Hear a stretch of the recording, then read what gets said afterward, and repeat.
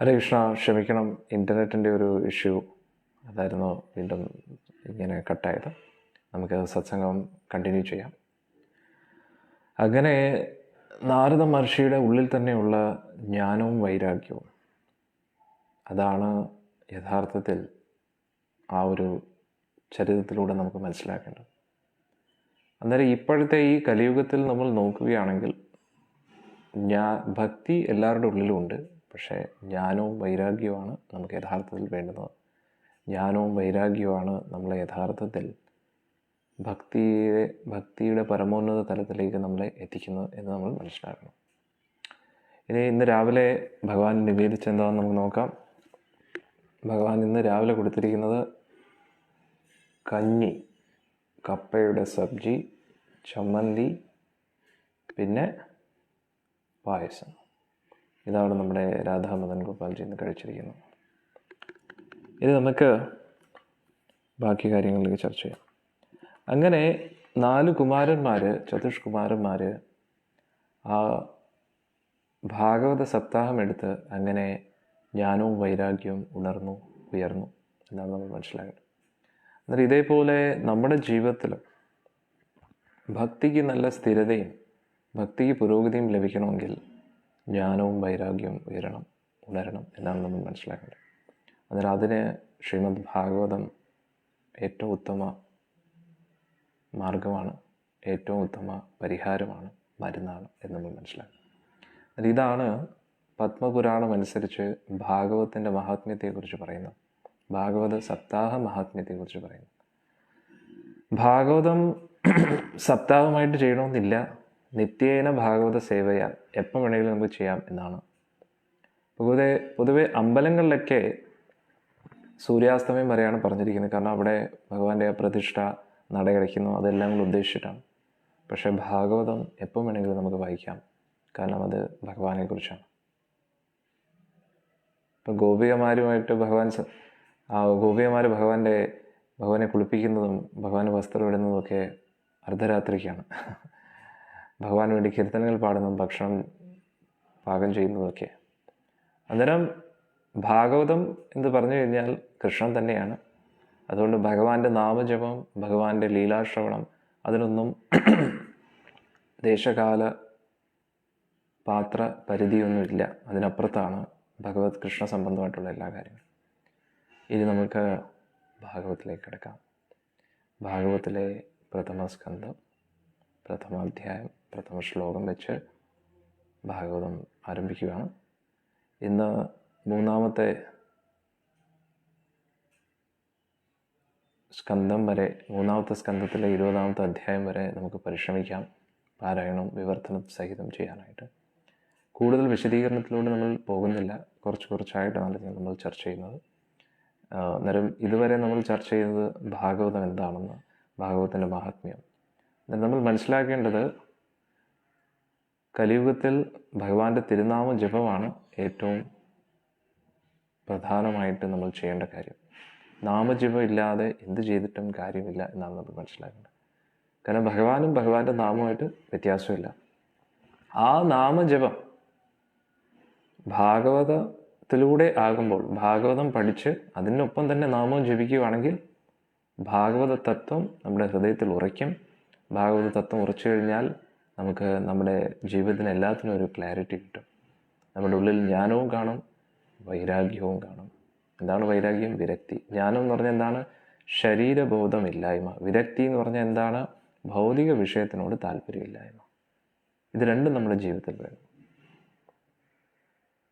മനസ്സിലായില്ലേ? നമ്മുടെ ജീവിതത്തിൽ ജ്ഞാനവും വേണം, വിരക്തിയും വേണം. ഇത് രണ്ടും കൂടെ ഒന്നിച്ച് ചേരുമ്പോഴാണ് നമ്മുടെ ഭക്തിക്ക് ഒരു ഇരുത്തം വരുന്നത്. അന്നേരം ജ്ഞാനവും വിരക്തിയും ഇല്ലാതെ ഉള്ള ഭക്തി എന്താണ്? അത് കാമ്യഭക്തിയായിരിക്കും, ഭൗതിക ആഗ്രഹങ്ങൾ മായം കലർന്ന ഭക്തിയായിരിക്കും എന്നാണ് നമ്മൾ മനസ്സിലാക്കേണ്ടത്. ഇത് നമുക്ക് സത്സംഗം ആരംഭിക്കാം.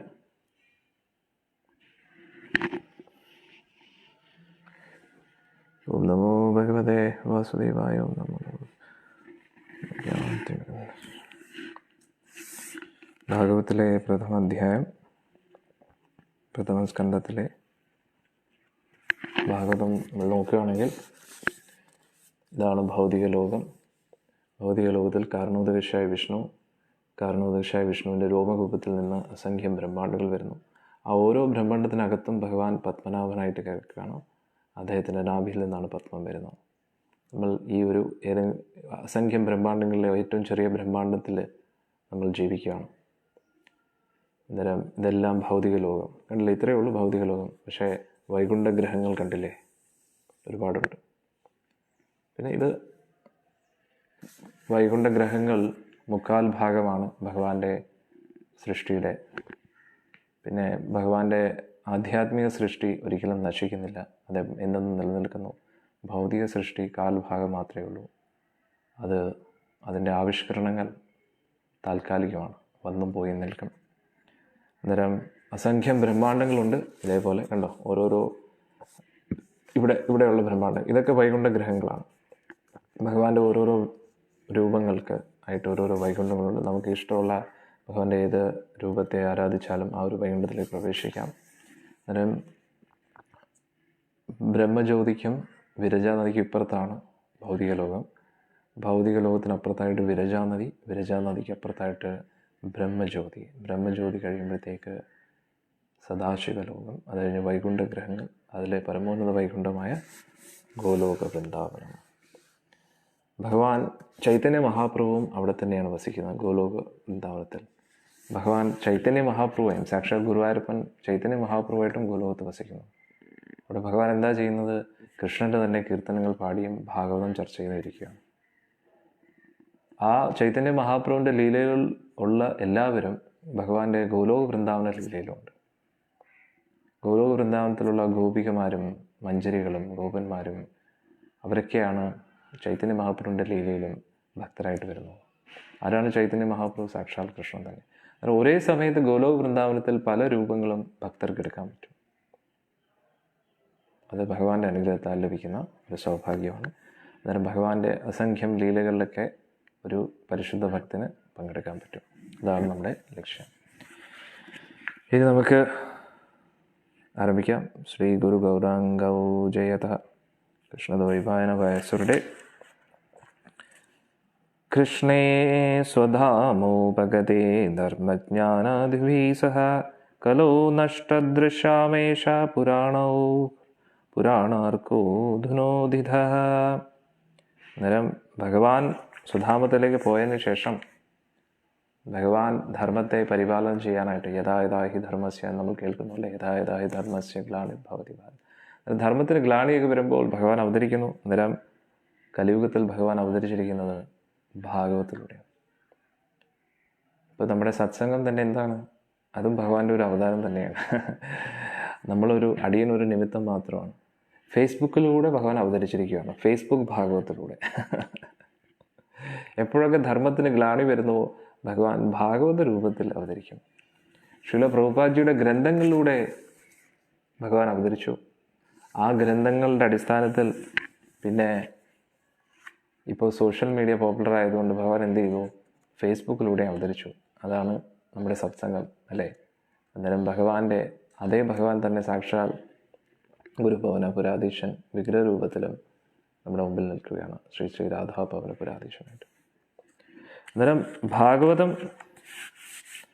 ഭാഗവത്തിലൂടെ നമുക്ക് ഈ കലിയുഗത്തിലെ എല്ലാ മാലിന്യങ്ങളിൽ നിന്ന് നമുക്ക് രക്ഷപ്പെടാൻ പറ്റും. നമ്മൾ ആരംഭിക്കാം.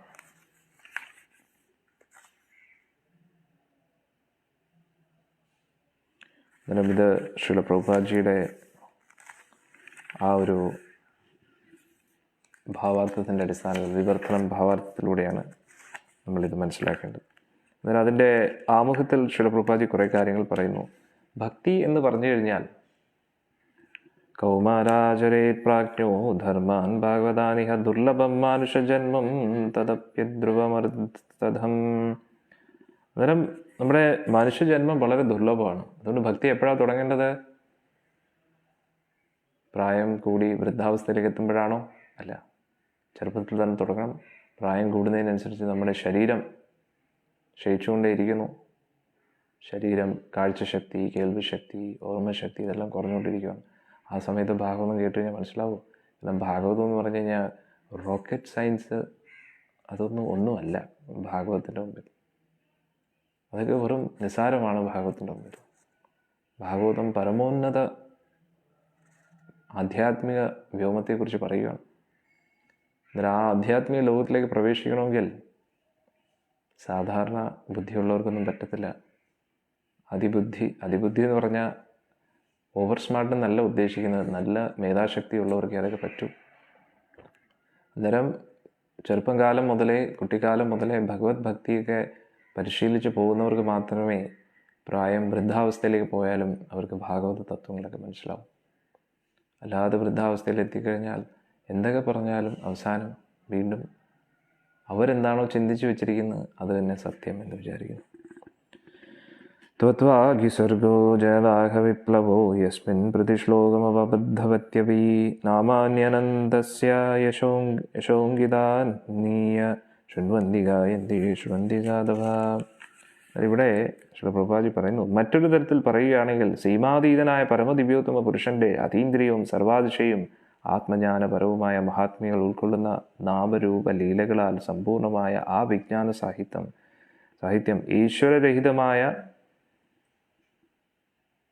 ഈശ്വരരഹിതമായ ഭഗവത് ഭക്തി ഇല്ലാത്ത വഴിപിഴച്ച ജീവിതത്തിൽ പരിവർത്തനം വരുത്തുവാൻ ലക്ഷ്യം വെച്ചുകൊണ്ടുള്ള ഒരു അതീന്ദ്രിയ ആത്മീയ സൃഷ്ടിയാണ് അല്ലേ. അന്നേരം ഈ ഒരു കലിയുഗത്തിൽ രക്ഷയ്ക്കായിട്ട് ഭാഗവതമാണുള്ളത്. അവിദ്ധമുള്ള ആത്മജ്ഞാനപരമായ സാഹിത്യം ചിട്ടാനുസൃതമല്ലാതെ രചിക്കപ്പെട്ടവയാണെങ്കിൽ കൂടിയും അങ്ങേയറ്റം സത്യസന്ധരും ആത്മശുദ്ധി കൈവരിച്ചവരുമായ മഹത്തുക്കൾ ശ്രവിക്കുകയും കീർത്തിക്കുകയും സ്വീകരിച്ച് അംഗീകരിക്കുകയും ചെയ്യും അല്ലേ. സത്യം പറഞ്ഞാൽ അടിയൻ 6 വയസ്സ് വരെ മലയാളം പഠിച്ചിട്ടുള്ളൂ. അതിനുശേഷം മലയാളം പഠിച്ചിട്ടില്ല, മലയാള സാഹിത്യമൊന്നും അറിയത്തുമില്ല. പക്ഷേ ഗുരുവായൂരപ്പൻ്റെ കാരുണ്യത്താൽ ഇവിടെ പറഞ്ഞതുപോലെ അവിദ്ധമുള്ള ആത്മജാനപരമായ സാഹിത്യം ചിട്ടാനുസൃതമല്ലാതെ രചിക്കപ്പെട്ടവയാണെങ്കിൽ കൂടിയും അങ്ങേയറ്റം സത്യസന്ധരും ആത്മശുദ്ധി കൈവരിച്ചവരുമായ മഹത്തുക്കൾ ശ്രവിക്കുകയും കീർത്തിക്കുകയും അംഗീകരിക്കുകയും ചെയ്യും. നിങ്ങളെല്ലാവരും അത് അംഗീകരിച്ചു. കാരണം എന്താണ്, നമ്മൾ പറയുന്ന വചനങ്ങൾ ശ്രീല പ്രഭുപാദിയുടെ ഗ്രന്ഥങ്ങളിൽ നിന്നാണ്. എന്നാൽ അത് ഭാഗവത്തിൽ നിന്നായതുകൊണ്ട്, അത് ആരുടെ ഭാഗവതം? ശ്രീല പ്രഭുപാദിയുടെ ഭാഗവതം, പരിശുദ്ധ ഭക്തിയെക്കുറിച്ച് പറയുന്ന ആ ഒരു ഭാഗവത്തിൽ നിന്നായതുകൊണ്ട് നിങ്ങളെല്ലാവരും അത് സ്വീകരിച്ചു അല്ലേ.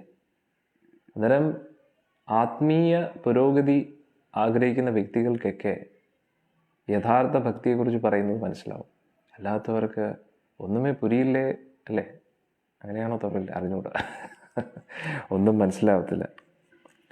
അന്നേരം ഭഗവാൻ ശ്രീകൃഷ്ണൻ ധർമ്മം, വിജ്ഞാനം തുടങ്ങിയവയുടെ അകമ്പടിയുടെ സ്വധാമത്തിലേക്ക് പ്രയാണം ചെയ്തുടൻ ആവിർഭവിച്ച ഭാഗവത പുരാണത്തിന് സൂര്യസമാനായ അത്യുജ്വല തേജസ്സുണ്ട്. ഈ കലിയുഗത്തിൽ അജ്ഞാനമാകുന്ന സാന്ദ്ര അന്ധകാരത്തിൽ കാഴ്ച നഷ്ടപ്പെട്ടവർക്ക് ഈ പുരാണം പ്രകാശമേകും. അതാണ് നമ്മൾ മനസ്സിലാക്കേണ്ടത്. അതാണ് ശ്രീല പ്രഭുപാദ്ജി ഒരുപാട് കാര്യങ്ങൾ പറയുന്നുണ്ട്. അന്നേരം അതാണ് ശ്രീമദ് ഭാഗവതം. നമുക്ക് ഏക ഒരു ആശ്രയം. ഭാഗവതം പഠിക്കാതെ നാമം ജപിച്ചാലും നാമം കറക്റ്റായിട്ട് നമുക്ക് ജപിക്കാൻ പറയാൻ പറ്റത്തില്ല.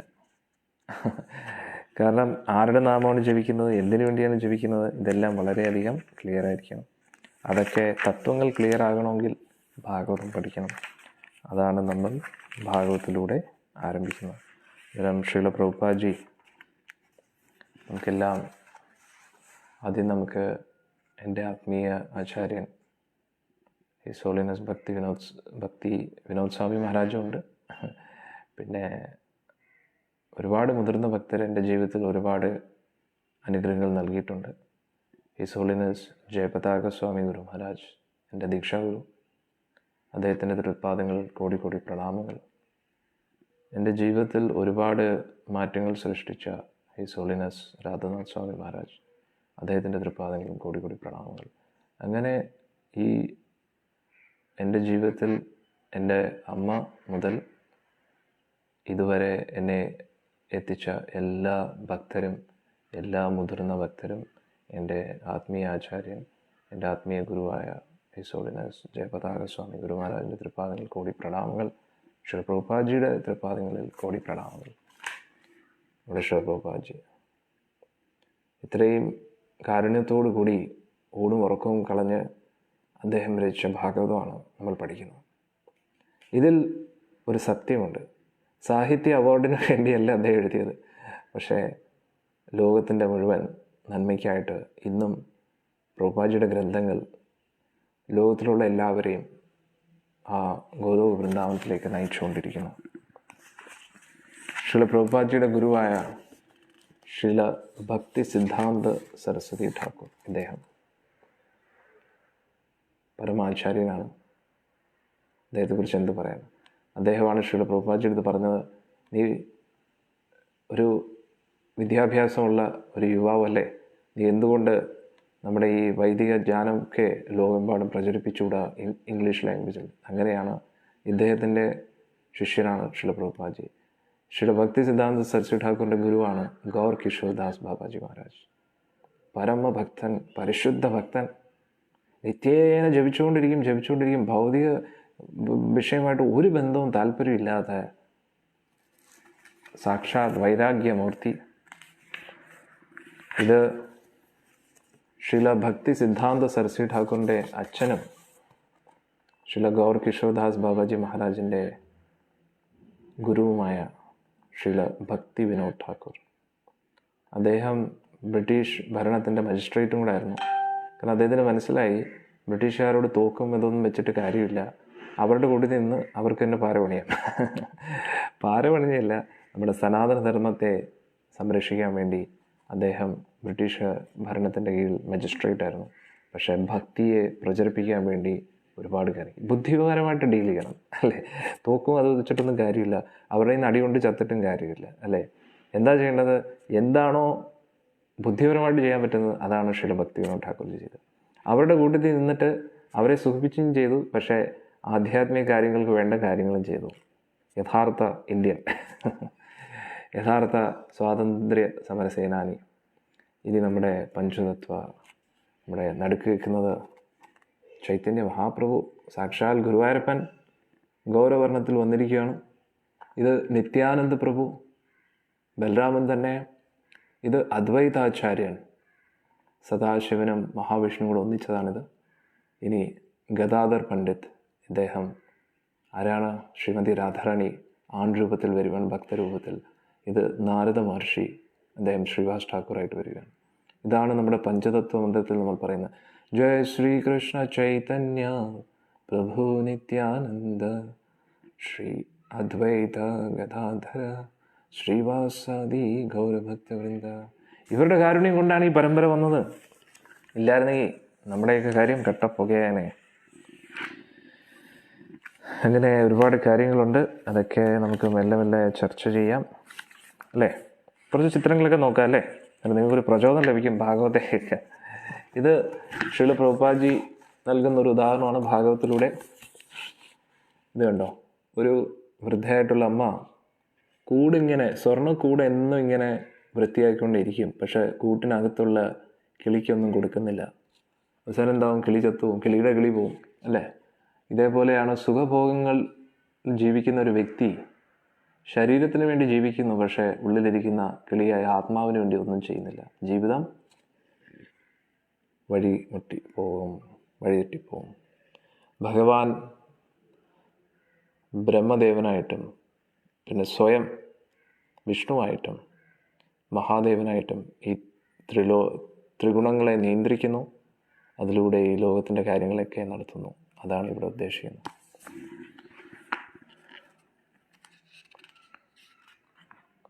പക്ഷേ ത്രിമൂർത്തികളായിട്ട് വരുമ്പോഴും വിഷ്ണു എന്ന് പറയുന്ന സാക്ഷാൽ ഭഗവാൻ തന്നെയാണ്. ബ്രഹ്മദേവൻ ഒരു ജീവാത്മാവും മഹാദേവൻ ഭഗവാന്റെ ഒരു വിസ്തരണമാണ് എന്നാണ് നമ്മൾ മനസ്സിലാക്കുന്നത്.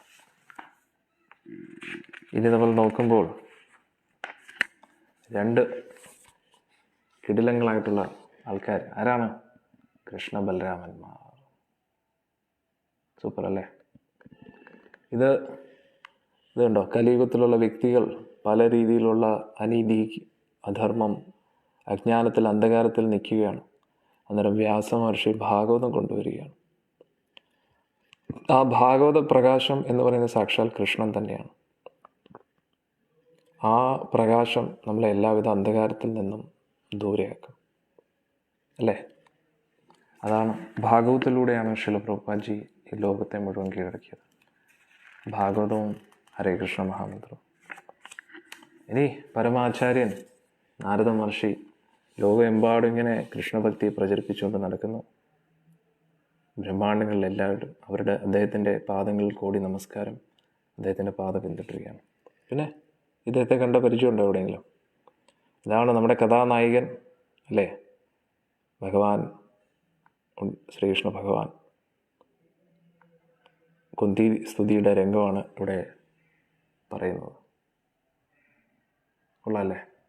നായകൻ പ്രവേശിക്കുന്ന ആദ്യത്തെ സീനാണിത് ശ്രീമദ് ഭാഗവത്തിൽ. ഇനി ഭീഷ്മസ്തുതിയുടെ രംഗം അല്ലേ. ഭീഷ്മരിങ്ങനെ ശരശയിൽ കിടക്കുകയാണ്. യുധിഷ്ഠിരൻ വന്ന് കരഞ്ഞുകൊണ്ടിരിക്കുന്നു. ഞാൻ കാരണം ഇത്രയും പേര് മരിച്ചു എന്ന് പറഞ്ഞപ്പോൾ ഭീഷ്മർ പറയുകയാണ്, ഈ ഒരാളില്ലേ, ഇദ്ദേഹമാണ് എല്ലാത്തിനും കാരണം.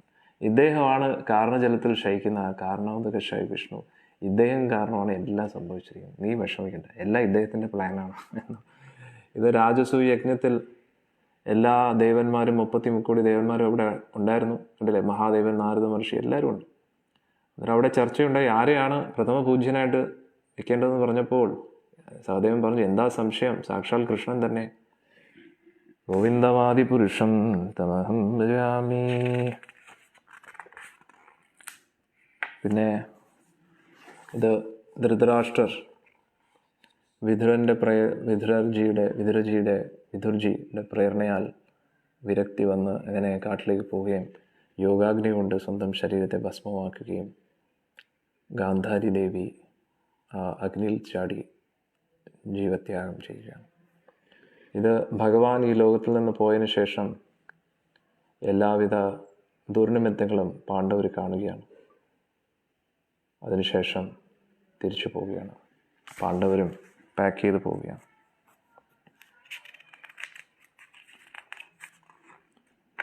ഇനി പരീക്ഷിത്ത് മഹാരാജ് പറയുന്ന രംഗമാണിത്. പരീക്ഷിത്ത് പറയുകയാണ്, കുരുക്ഷേത്ര ഭൂമി എന്ന് പറഞ്ഞാൽ വലിയൊരു സമുദ്രം പോലെയായിരുന്നു അല്ലേ. സൈന്യം കണ്ടോ, എത്ര സൈന്യമാണ് നോക്കണേ. വലിയൊരു സമുദ്രം പോലെയായിരുന്നു. അതിൽ വലിയ തിമിംഗലങ്ങളായിരുന്നു. ഭീഷ്മരും കർണനും അശ്വത്ഥാമവും അങ്ങനെയുള്ള ഓരോരോ കൃപാചാര്യരും ദ്രോണാചാര്യരും ഒക്കെ. അതിൻ്റെ ഇടയിൽ എൻ്റെ മുത്തച്ഛൻ എങ്ങനെ രക്ഷപ്പെട്ടു എന്ന് എനിക്ക് അറിഞ്ഞുകൂടാ. വേറൊന്നുമല്ല, പാർത്ഥസാരഥിയുടെ ഒറ്റ അനുഗ്രഹം കൊണ്ടാണ്. ആരാണ് മുത്തച്ഛൻ? പരീക്ഷത്തിൻ്റെ അച്ഛൻ അഭിമന്യു, അഭിമന്യുവിൻ്റെ അച്ഛൻ പാർത്ഥൻ. പാർത്ഥസാരഥി ഉണ്ടായതുകൊണ്ട് മാത്രമാണ് പാർത്ഥൻ രക്ഷപ്പെട്ടത്. അതേപോലെ നമ്മുടെ ഈ സംസാര സാഗരത്തിൽ നമ്മൾ വീണ് കിടക്കുകയാണ്. നമുക്ക് എങ്ങനെ രക്ഷപ്പെടാനാണ്? ഭഗവാൻ വിചാരിച്ചാൽ മാത്രമേ നമുക്ക് രക്ഷപ്പെടാൻ പറ്റൂ. ആ ഒരു ഗുരുശിഷ്യ പരമ്പരയിലൂടെയാണ് എനിക്ക് ഈ പരമജ്ഞാനം ലഭിച്ചിരിക്കുന്നത്. ഇത് കേട്ടുകൊണ്ടിരിക്കുന്ന എല്ലാ ഭക്തരുടെയും തൃപ്പാദങ്ങളിൽ കോടിക്കോടി നമസ്കാരങ്ങൾ അർപ്പിച്ചുകൊണ്ട് അടിയൻ ശ്രീമദ് ഭാഗവതം ആരംഭിക്കുന്നു. പ്രഥമ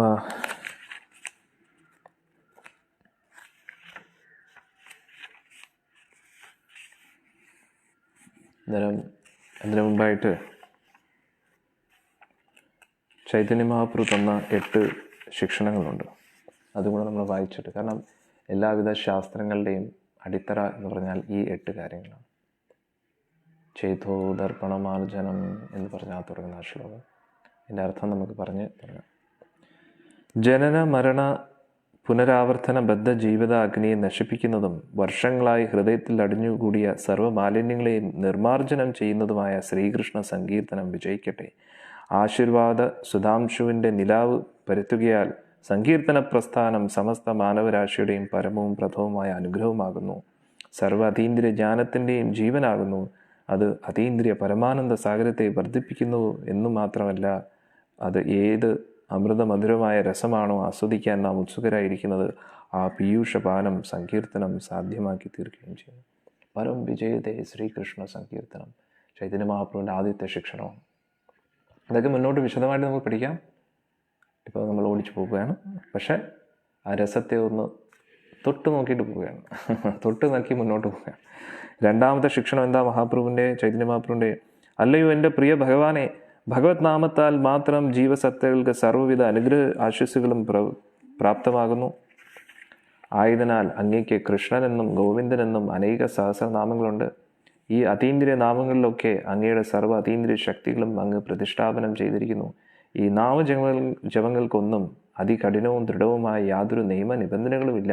എൻ്റെ ഭഗവാനെ, കരുണാസാഗരനാകയാൽ ദിവ്യ ഭഗവത് നാമ ജപത്താൽ അനായാസേന ഞങ്ങൾക്ക് അങ്ങേ പ്രാപിക്കുവാൻ സാധ്യമാക്കി തീർത്തിയിരിക്കുന്നു. എന്നിരുന്നാലും അതിൽ ആകർഷണം തോന്നാത്ത വിധം നിർഭാഗ്യനാണ് ഞാൻ. ആ കഷ്ടം അല്ലേ? നാമജപത്തിലൂടെ എല്ലാ കാര്യങ്ങളും നടക്കും, പക്ഷേ എന്തുകൊണ്ടോ നമുക്ക് നാമജപത്തിനോട് ആകർഷണം തോന്നുന്നില്ല. ഇതാണ് ചൈതന്യ മഹാപ്രഭുവിൻ്റെ രണ്ടാമത്തെ ശിക്ഷണം. മൂന്നാമത്തെ ശിക്ഷണം എന്താണ്? ഇതിനുള്ള പരിഹാരമാണ് അടുത്ത ഇതിൽ പറയുന്നത്. വീതിയിലെ തൃണത്തേക്കാൾ എളിയവനായി ചിന്തിച്ചുകൊണ്ട് വൃക്ഷത്തേക്കാൾ സഹനശക്തിയോടെ സർവ്വ മിഥ്യാബോധവും വെടിഞ്ഞ് മറ്റുള്ളവർക്ക് എല്ലാ ആദരങ്ങളും സമർപ്പിക്കാൻ തയ്യാറായി വിനീതമായ മാനസിക അവസ്ഥയോടെ ഒരാൾ ഭഗവാന്റെ ദിവ്യനാമം ജപിക്കണം. അന്നേരം നാമം ജപിക്കാൻ പറ്റാത്ത എന്തുകൊണ്ടാണ്? എളിമത്വമില്ല, സഹനശക്തിയില്ല, മറ്റുള്ളവരെ നമ്മൾ ബഹുമാനിക്കുന്നില്ല, നമ്മൾ ബഹുമാനം പ്രതീക്ഷിക്കുന്നു. ഈ നാല് കാരണങ്ങളാലാണ് നമുക്ക് നാമം ജപിക്കാൻ പറ്റാത്തത്. ഈ 4 കാരണങ്ങളും പ്രശ്നങ്ങളും പരിഹരിക്കൂ. പിന്നെ നമ്മൾ പോലും അറിയാതെ അടച്ചു പിടിക്കാൻ പറ്റില്ല. ഹരേ കൃഷ്ണ ഹരേ കൃഷ്ണ കൃഷ്ണ കൃഷ്ണ ഹരേ ഹരേ ഹരേ രാമ രാമ ഹരേ കൃഷ്ണ ഹരേ കൃഷ്ണ കൃഷ്ണ കൃഷ്ണ ഹരേ ഹരേ രാമ രാമ ഹരേ കൃഷ്ണ ഹരേ കൃഷ്ണ കൃഷ്ണ കൃഷ്ണ ഹരേ ഹരേ ഹരേ രാമ രാമ രാമ രാമ. ഇങ്ങനെ ജപിച്ചുകൊണ്ടിരിക്കും. സംസാരിക്കുന്നതിനിടയിൽ ഹരേ കൃഷ്ണ ഹരേ കൃഷ്ണ, ഗ്യാപ്പ് കിട്ടിയ ഉടനെ ഹരേ കൃഷ്ണ കൃഷ്ണ കൃഷ്ണ ഹരേ ഹരേ രാമ രാമ രാമ.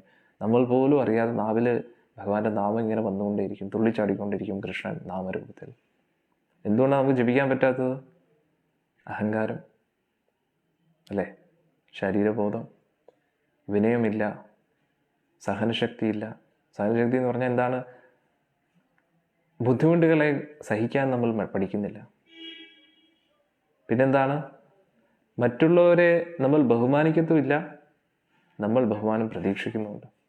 നമ്മളെ ബഹുമാനിക്കാത്തവർക്ക് നമ്മൾ ബഹുമാനം കൊടുക്കത്തുമില്ല, നമ്മളെ ബഹുമാനിക്കുന്നവർക്ക് നമ്മൾ അങ്ങോട്ട് ബഹുമാനം കൊടുക്കുകയും ചെയ്യും. എപ്പോഴാണോ ഈ പ്രോബ്ലം നമ്മൾ സോൾവ് ചെയ്യുന്നത്, അപ്പോൾ നമുക്ക് കീർത്തനീയ സദാഹരി കണ്ടിന്യൂസ്ലി ജപിക്കാൻ പറ്റും. അല്ലയോ നാലാമത്തെ ശിക്ഷണം ചൈതന്യ മഹാപ്രഭുവിൻ്റെ. കിടിലോ അല്ലേ? സൂപ്പർ അല്ലേ? ഇതിനെക്കുറിച്ച് നമുക്ക് വിശദമായിട്ടൊരു ക്ലാസ് എടുക്കാം. അല്ലയോ സർവശക്തനായ ഭഗവാനെ, എനിക്ക് ധനം സംഭരിക്കുന്നതിലോ സുന്ദരികളായ സ്ത്രീകളിലോ അനുയായികളിലോ യാതൊരു താല്പര്യമില്ല. ജന്മാന്തരങ്ങളിൽ അങ്ങയുടെ അഹേതുകമായ ഭക്തിയുത സേവനം മാത്രമാണ് ഞാൻ ആഗ്രഹിക്കുന്നത്. അന്നേരം തുടർച്ചയായിട്ട് നമ്മൾ ജപിക്കുമ്പോൾ നമ്മുടെ ആ സുഹൃതിയൊക്കെ കൂടി പല സൗഭാഗ്യങ്ങളും നമ്മളെ തേടി വരും. എന്തൊക്കെയാണ്? ധനം വരും, ജനം വരും, സുന്ദരികളും വരും. പക്ഷേ അതാണ് നമ്മുടെ ജീവിതത്തിൻ്റെ ലക്ഷ്യമെന്ന് വിചാരിക്കരുത്. ന ധനം, ന ജനം, ന സുന്ദരി. എന്താണ് പിന്നെ നമ്മൾ ആഗ്രഹിക്കുന്നത്? എന്നാൽ ഇവിടെ സുന്ദരി എന്ന് പറഞ്ഞത് ആണുങ്ങൾക്ക് വേണ്ടി സുന്ദരിയും പെണ്ണുങ്ങൾക്ക് വേണ്ടി സുന്ദരൻ. അന്നേരം നാരീജനങ്ങൾ എന്താ പറയേണ്ടത്? ന ധനം, ന ജനം, ന സുന്ദര. ഒരു തരത്തിലുള്ള ഭൗതിക ആഗ്രഹങ്ങളും ഇല്ലാതെ നമ്മൾ ഭഗവാനെ മാത്രം, ന ധനം ന ജനം ന സുന്ദരീം കവിതാം വാം ജഗദീശ കാമേ മമ ജന്മനി ജന്മനീശ്വരേ ഭവതാത് ഭക്തിർ അഹേതുകീ ത്വയി. ഭൗതിക ആഗ്രഹങ്ങളൊന്നും ഇല്ല. മനസ്സിലായില്ലേ? അതാ ഒരു അവസ്ഥയിലേക്ക് പോകണം. സഹനശക്തി എന്ന് പറഞ്ഞു കഴിഞ്ഞാൽ നമ്മൾ നമ്മൾ ഭക്തി മുന്നോട്ട് പോകുന്നതിനനുസരിച്ച് നമ്മൾക്ക് വരുന്ന തടസ്സങ്ങളെ സഹിക്കാൻ പഠിക്കുക. നമുക്കെതിരെ നടക്കുന്ന അനീതി അധർമ്മങ്ങൾ, അത് തീർച്ചയായിട്ടും നമുക്ക് വിഷമം ഉണ്ടാവും. പക്ഷേ അതൊന്നും നമ്മുടെ ഭക്തിയിലുള്ള ഉത്സാഹത്തെ കെടുത്തരുത്. അതാണ് സഹിക്കുക എന്ന് പറഞ്ഞു കഴിഞ്ഞാൽ. മനസ്സിലായില്ലേ? അല്ലാതെ ട്രെയിനിൻ്റെ മുമ്പിൽ ഇങ്ങനെ നെഞ്ച് നിവർത്തി നിന്നിട്ട് എല്ലാം ഞാൻ ട്രെയിനിനെ ഞാൻ സഹിക്കുന്നു, ക്ഷമിക്കുന്നു, അതല്ല ഉദ്ദേശിക്കുക. നമ്മൾ ഭക്തി പരിശീലിക്കുമ്പോൾ അതിൽ വരുന്ന തടസ്സങ്ങൾ, ഭക്തിക്ക് ബുദ്ധിമുട്ടായിട്ട് വരുന്ന കാര്യങ്ങളെയൊക്കെ സഹിച്ച് മുന്നോട്ട് പോകുക. സഹിച്ചെങ്ങനെയാണ് മുന്നോട്ട് പോകുന്നത്? സഹിച്ചുകൊണ്ടിരിക്കുക എന്നതല്ല. അത് സഹിച്ചാലും ശരി സഹിച്ചില്ലെങ്കിലും ശരി പ്രത്യേകിച്ച് ഉപയോഗമൊന്നുമില്ല. ഭക്തിക്ക് തടസ്സം വരരുത്.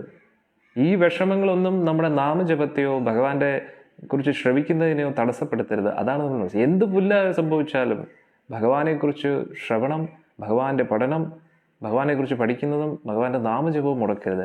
അതാണ് സഹിക്കുക എന്ന് ഉദ്ദേശിക്കുന്നത്. അല്ലാതെ എന്ത് പ്രശ്നം വന്നാലും നെഞ്ച് വിരിച്ച് നിൽക്കുക എന്നതല്ല ഉദ്ദേശിക്കുന്നത്. നെഞ്ചെല്ലാം തകിടം മറിയും, അല്ലേ, തകർന്ന് തരിപ്പണമാവും. കാരണം ഈ ലോകം മുഴുവൻ പ്രശ്നങ്ങളാണ്. അതുകൊണ്ട് നമ്മളായിട്ട് അങ്ങോട്ട് ചെന്ന് പ്രശ്നത്തിൽ ചെന്ന് ചാടണ്ട. നമ്മുടെ ജീവിതത്തിൽ ആവശ്യത്തിന് അധികം പ്രശ്നങ്ങളുണ്ട്. നമ്മൾ എന്താ ചെയ്യേണ്ടത്? ഭഗവാന്റെ നാമജപവും പഠിച്ചു, ഭഗവാനെക്കുറിച്ച് പഠിച്ചു അങ്ങ് മുന്നോട്ട് പോവുക. അത്രയേ ഉള്ളൂ. 4 യോഗവും സൂപ്പർ 4 ശിക്ഷണങ്ങളല്ലേ? അതാണ് മനസ്സിലാക്കുന്നത്. അന്നേരം ഇവിടെ എന്താ പറയുന്നത്? എനിക്ക് അനുയായികളും വേണ്ട. കാരണം നമ്മൾ നാമമൊക്കെ ജപിച്ച് മുന്നോട്ട് പോകുമ്പോൾ കാശ് വരും, നമ്മളെ ആകർഷിപ്പിക്കാൻ വേണ്ടി ഒരുപാട് ശിഷ്യരും വരും. ഗുരു അങ്ങാണ് എല്ലാം എന്ന് പറഞ്ഞ് എല്ലാം വരും. നാരീജനങ്ങളുടെ ആ ഒരു ആകർഷണം തോന്നും. പക്ഷെ ഇതിലൊന്നും നമ്മൾ വീഴരുത്. നാരീജനങ്ങൾക്ക് എങ്ങനെയായിരിക്കും? നമ്മൾ ഭഗവാന്റെ കാര്യങ്ങൾക്ക് പറയുമ്പോൾ ചിലപ്പോൾ കുറേ ഫാൻസൊക്കെ ലഭിക്കും. പക്ഷെ ഇതിലൊന്നും നമ്മൾ വീഴരുത് എന്നാണ് ചൈതന്യ മഹാപ്രഭു പറഞ്ഞത്. കൊള്ളാം അല്ലേ? 4 ശിക്ഷണങ്ങൾ. ഇനി 5ാമത്തെ ശിക്ഷണം എന്താണ്? അല്ലയോ നന്ദസുധനായ ശ്രീകൃഷ്ണ, അങ്ങയുടെ ശാശ്വത സേവകനായ ഞാൻ എങ്ങനെയാവോ ജനന മരണ ആവർത്തന ചക്രമാകുന്ന ഈ സാഗരത്തിൽ നിപതിച്ചു. ആകയാൽ ദയവായി ഈ കൊടും മരണസാഗരത്തിൽ നിന്നും എന്നെ കരകയറ്റി അങ്ങയുടെ പാദാംബുജത്തിലെ ഒരു അണുവായി സ്വീകരിക്കണമേ. അന്നേരം നാമവും ജപിച്ച് ഭക്തിയൊക്കെ മുന്നോട്ട് പോകുമ്പോൾ ന ധനം ന ജനം ന സുന്ദരിയും ഇതൊക്കെ പറഞ്ഞിട്ട് നമ്മൾ വരുമ്പോൾ നമ്മളെ ആകർഷിപ്പിക്കാനായിട്ട് മായാദേവി പല പല ഓഫറുകളായിട്ട് വരും. അല്ലേ, ഇത് സ്വീകരിച്ചോളൂ, ഇത് നല്ല ഓഫറാണ്, please why don't you accept, you are full, വെറും മണ്ടനാണ് നീ, ഇത് നീ സ്വീകരിച്ചില്ല, എന്താണ് പ്രയോജനം, ഇത്രയും നല്ലൊരു ചാൻസ് ആർക്കാ കിട്ടുന്നത്, ഇതൊരു മഹാ ലോട്ടറി അല്ലേ അടിച്ചിരിക്കുന്നത് എന്നൊക്കെ പറഞ്ഞ് ഓഫർ കൊണ്ടുവരും. എന്നിട്ട് നമ്മൾ എന്താ പറയുന്നത്? അയ്യോ വേണ്ടായേ. എന്താണ്? യുഗായിതം നിമിഷേന, ഭഗവാനെ എങ്ങനെയൊക്കെയോ ഞാൻ ഈ ഒരു അതിനു മുമ്പായിട്ട് പറയുന്നത്, അല്ലയോ നന്ദസുതുവായ ശ്രീകൃഷ്ണു, ശ്രീകൃഷ്ണ ഭഗവാൻ, ന ധനം ന ജനം ന സുന്ദരി കവിതാം ജഗദീശ കാമേ മമ ജന്മനി ഈശ്വരേ ഭവതാത് ഭക്തിരഹേതുകി ത്വയി ഐ നന്ദ തനുജാ കിങ്കരം. അന്നേരം പല പല ഓഫറുകളും വരുമ്പോൾ ഭഗവാനോട് പറയുക, ഭഗവാനെ ഓഫറുകളൊന്നും വേണ്ട ഭഗവാനെ, മടുത്തിരിക്കുകയാണ്, അല്ലേ, കുറേ ഓഫറുകൾ കണ്ടിട്ട് പോയതാണ്, അവസാനം നല്ലപോലെ പണി കിട്ടിയിട്ടുണ്ട്, അല്ലേ, ഞാൻ യഥാർത്ഥത്തിൽ അങ്ങയുടെ കിങ്കരനാണ്. ഐ നന്ദ തനുജാ കിങ്കരം പതിതാം വാം വിഷമേ ഭവാം ബുധോ കൃപയാ തവ പാദ പങ്കജ. അവിടുത്തെ സ്ഥിതധൂളി സദൃശം ചിന്തയ, അങ്ങയുടെ തൃപ്പാദങ്ങളുടെ ഒരു ധൂളിയാക്കി നിർത്തുക അടിയനെ. അതാണ് അടിയൻ്റെ സ്ഥാനം, അത് മതി, അത്രയേ ഉള്ളൂ. വേറെ ഒന്നിനും താല്പര്യമില്ല, ഓഫറുകളൊന്നും വേണ്ട, അല്ലേ, ഡിസ്കൗണ്ട് 50% ഡിസ്കൗണ്ട് ഇതൊക്കെ കണ്ടിട്ട് പലതിൻ്റെ പുറകിലും പോയി കൃഷ്ണ ഫുൾ പറ്റിപ്പീരായിരുന്നു, അല്ലേ. ഓഫർ ഒന്ന് കിട്ടുന്നതൊന്ന്, അല്ലേ, ഉപയോഗം എന്ന് വെച്ചാൽ അതും ഇല്ല. കൊള്ളാമല്ലേ ചൈതന്യ മഹാപ്രഭു ഇങ്ങനെ 5 ശിഷ്യൻ. ഇനി അടുത്ത് നോക്കുക എന്താണ്? അങ്ങനെ നമ്മൾ പോകുമ്പോൾ നമുക്ക് എന്ത് അനുഭവപ്പെടും? കൃഷ്ണനിൽ നിന്നും വിരഹം അനുഭവപ്പെടും. എന്താ പറയുന്നത്? അല്ലയോ എൻ്റെ പ്രിയ ഭഗവാനെ, അങ്ങയുടെ ദിവ്യനാമം ജപിക്കുമ്പോൾ എപ്പോഴാണ് എൻ്റെ നേത്രങ്ങൾ നിരന്തരം പ്രേമാശ്രു പ്രവാഹത്താൽ അലങ്കരിക്കപ്പെടുന്നത്. അന്നേരം ഇതൊന്നും വേണ്ട എന്നൊക്കെ പറഞ്ഞ് മായാദേവി പല ഓഫറുകളും തരുമ്പോൾ വേണ്ട എന്ന് പറഞ്ഞിട്ട് ഉടനെ നമ്മൾ വിചാരിക്കും, വലിയ ഭക്തരായി എന്ന് വിചാരിക്കരുത്. ഇനിയും പോകാനുണ്ട്. നമ്മൾ ഉടനെ ചെക്ക് ചെയ്യണം, നാമം ജപിക്കും, കണ്ണീര് വരുന്നുണ്ടോ? വരുന്നില്ല. പിന്നെ എന്താ ഉപയോഗം? ധനം വേണ്ടെന്ന് പറഞ്ഞു, ജനം വേണ്ടെന്ന് പറഞ്ഞു, സുന്ദരി വേണ്ടെന്ന് പറഞ്ഞു, ഇതെല്ലാം വേണ്ടെന്ന് പറഞ്ഞു. പക്ഷെ കൃഷ്ണന്റെ നാമം ജപിക്കും, കണ്ണീര് കണ്ടു, പിന്നെ എന്താണ് പ്രയോജനം? എന്തിട്ടാണ് നമ്മൾ ചെയ്തിരിക്കുന്നത്? കൃഷ്ണ എന്ന് പറയുമ്പോൾ ടക് ടക് ടക് എന്ന് പറഞ്ഞ് ടാപ്പ് തുറക്കുന്നവരെ കണ്ണീര് വരുന്നതേ ഇല്ല. പിന്നെ എന്താണ് നമ്മൾ ഭക്തി പരിശീലിച്ചുകൊണ്ടിരിക്കുന്നത്? എന്താണ് ഇത്രയും കാലം നമ്മൾ ചെയ്തുകൊണ്ടിരിക്കുന്നത്? എന്താണ് ജപിച്ചിരിക്കുന്നത്? ഇത്രയും കാലം നിർമ്മാല്യം ഗുരുവായൂരപ്പൻ്റെ അടുത്തൊക്കെ പോയിട്ട് എന്താ പ്രയോജനം? എത്ര സപ്താഹം കേട്ടിട്ട് എന്താ പ്രയോജനം? ഒരു പ്രയോജനം ഇല്ല. കാരണം ജപിക്കുമ്പോൾ കണ്ണീര് വരുന്നില്ല. ഇതാണ് നമ്മൾ മനസ്സിലാക്കേണ്ടത്. എന്നാലും നമ്മുടെ തെർമോമീറ്റർ വെച്ച് ടെസ്റ്റ് ചെയ്യുന്ന പോലെ എന്താണ് ടെസ്റ്റ്? കൃഷ്ണ എന്ന് പറയുമ്പോൾ ഒരു വെള്ളപ്പൊക്കം ഉണ്ടാവണം, ആ കണ്ണീരിൽ നമ്മുടെ തുണിയെല്ലാം നനയണം, പിഴിഞ്ഞ് കണ്ണീർ എടുക്കാൻ പറ്റണം. അതാണ് ടെസ്റ്റ്. പല ആൾക്കാരും കരയും. എങ്ങനെയാണ്? എല്ലാവരുടെ മുമ്പിലും കണ്ടില്ലേ, ഞാൻ കരയുന്ന കണ്ടില്ലേ, എന്നെപ്പോലൊരു ഭക്തൻ നിങ്ങൾ ഇതുവരെ കണ്ടില്ലേ എന്നൊക്കെ പറഞ്ഞിട്ട് നമുക്ക് വേണമെങ്കിൽ കാണിക്കാം, അല്ലേ. അതുകൊണ്ട് എന്തെങ്കിലും പ്രയോജനമുണ്ടോ? ഒരു പ്രയോജനമില്ല. കൃഷ്ണ എന്ന് ചിന്തിക്കുമ്പോൾ ടക്ക് എന്ന് പറഞ്ഞിട്ട് കണ്ണീര് വന്നിട്ട് ഒരു എന്ത് പറയുന്ന ഒരു സമുദ്രം പോലെ ഇങ്ങനെ ഒഴുകി ഒഴുകി ഒഴുകി ഒരിക്കലും തീരാത്ത രീതിയിൽ ഒഴുകണം. അത് ഗുരുവായൂരപ്പൻ കാണിച്ചു തന്നു. കാരണം അദ്ദേഹം എന്ത് ചെയ്താലും നല്ല സ്റ്റൈലായിട്ട് അടിക്കുവാണെങ്കിൽ അദ്ദേഹത്തെ പോലെ അടിക്കാൻ ആർക്കും പറ്റത്തില്ല, ഇടിക്കുവാണെങ്കിൽ അദ്ദേഹത്തെ പോലെ ഇടിക്കാനും ആർക്കും പറ്റത്തില്ല, തൊഴിക്കുവാണെങ്കിൽ ഇതേപോലെ ഒരു തൊഴി എന്ന് പറഞ്ഞാൽ രാമനായിട്ട് ആ ഒരു ദുന്ദുബിയുടെ അസ്ഥി കൂടത്തെ ഒന്ന് ചെറുതായിട്ടൊന്നും തട്ടിയില്ല, അത് തെറിച്ച് എത്രയോ 100 യോജന പോയെന്നുള്ളത്.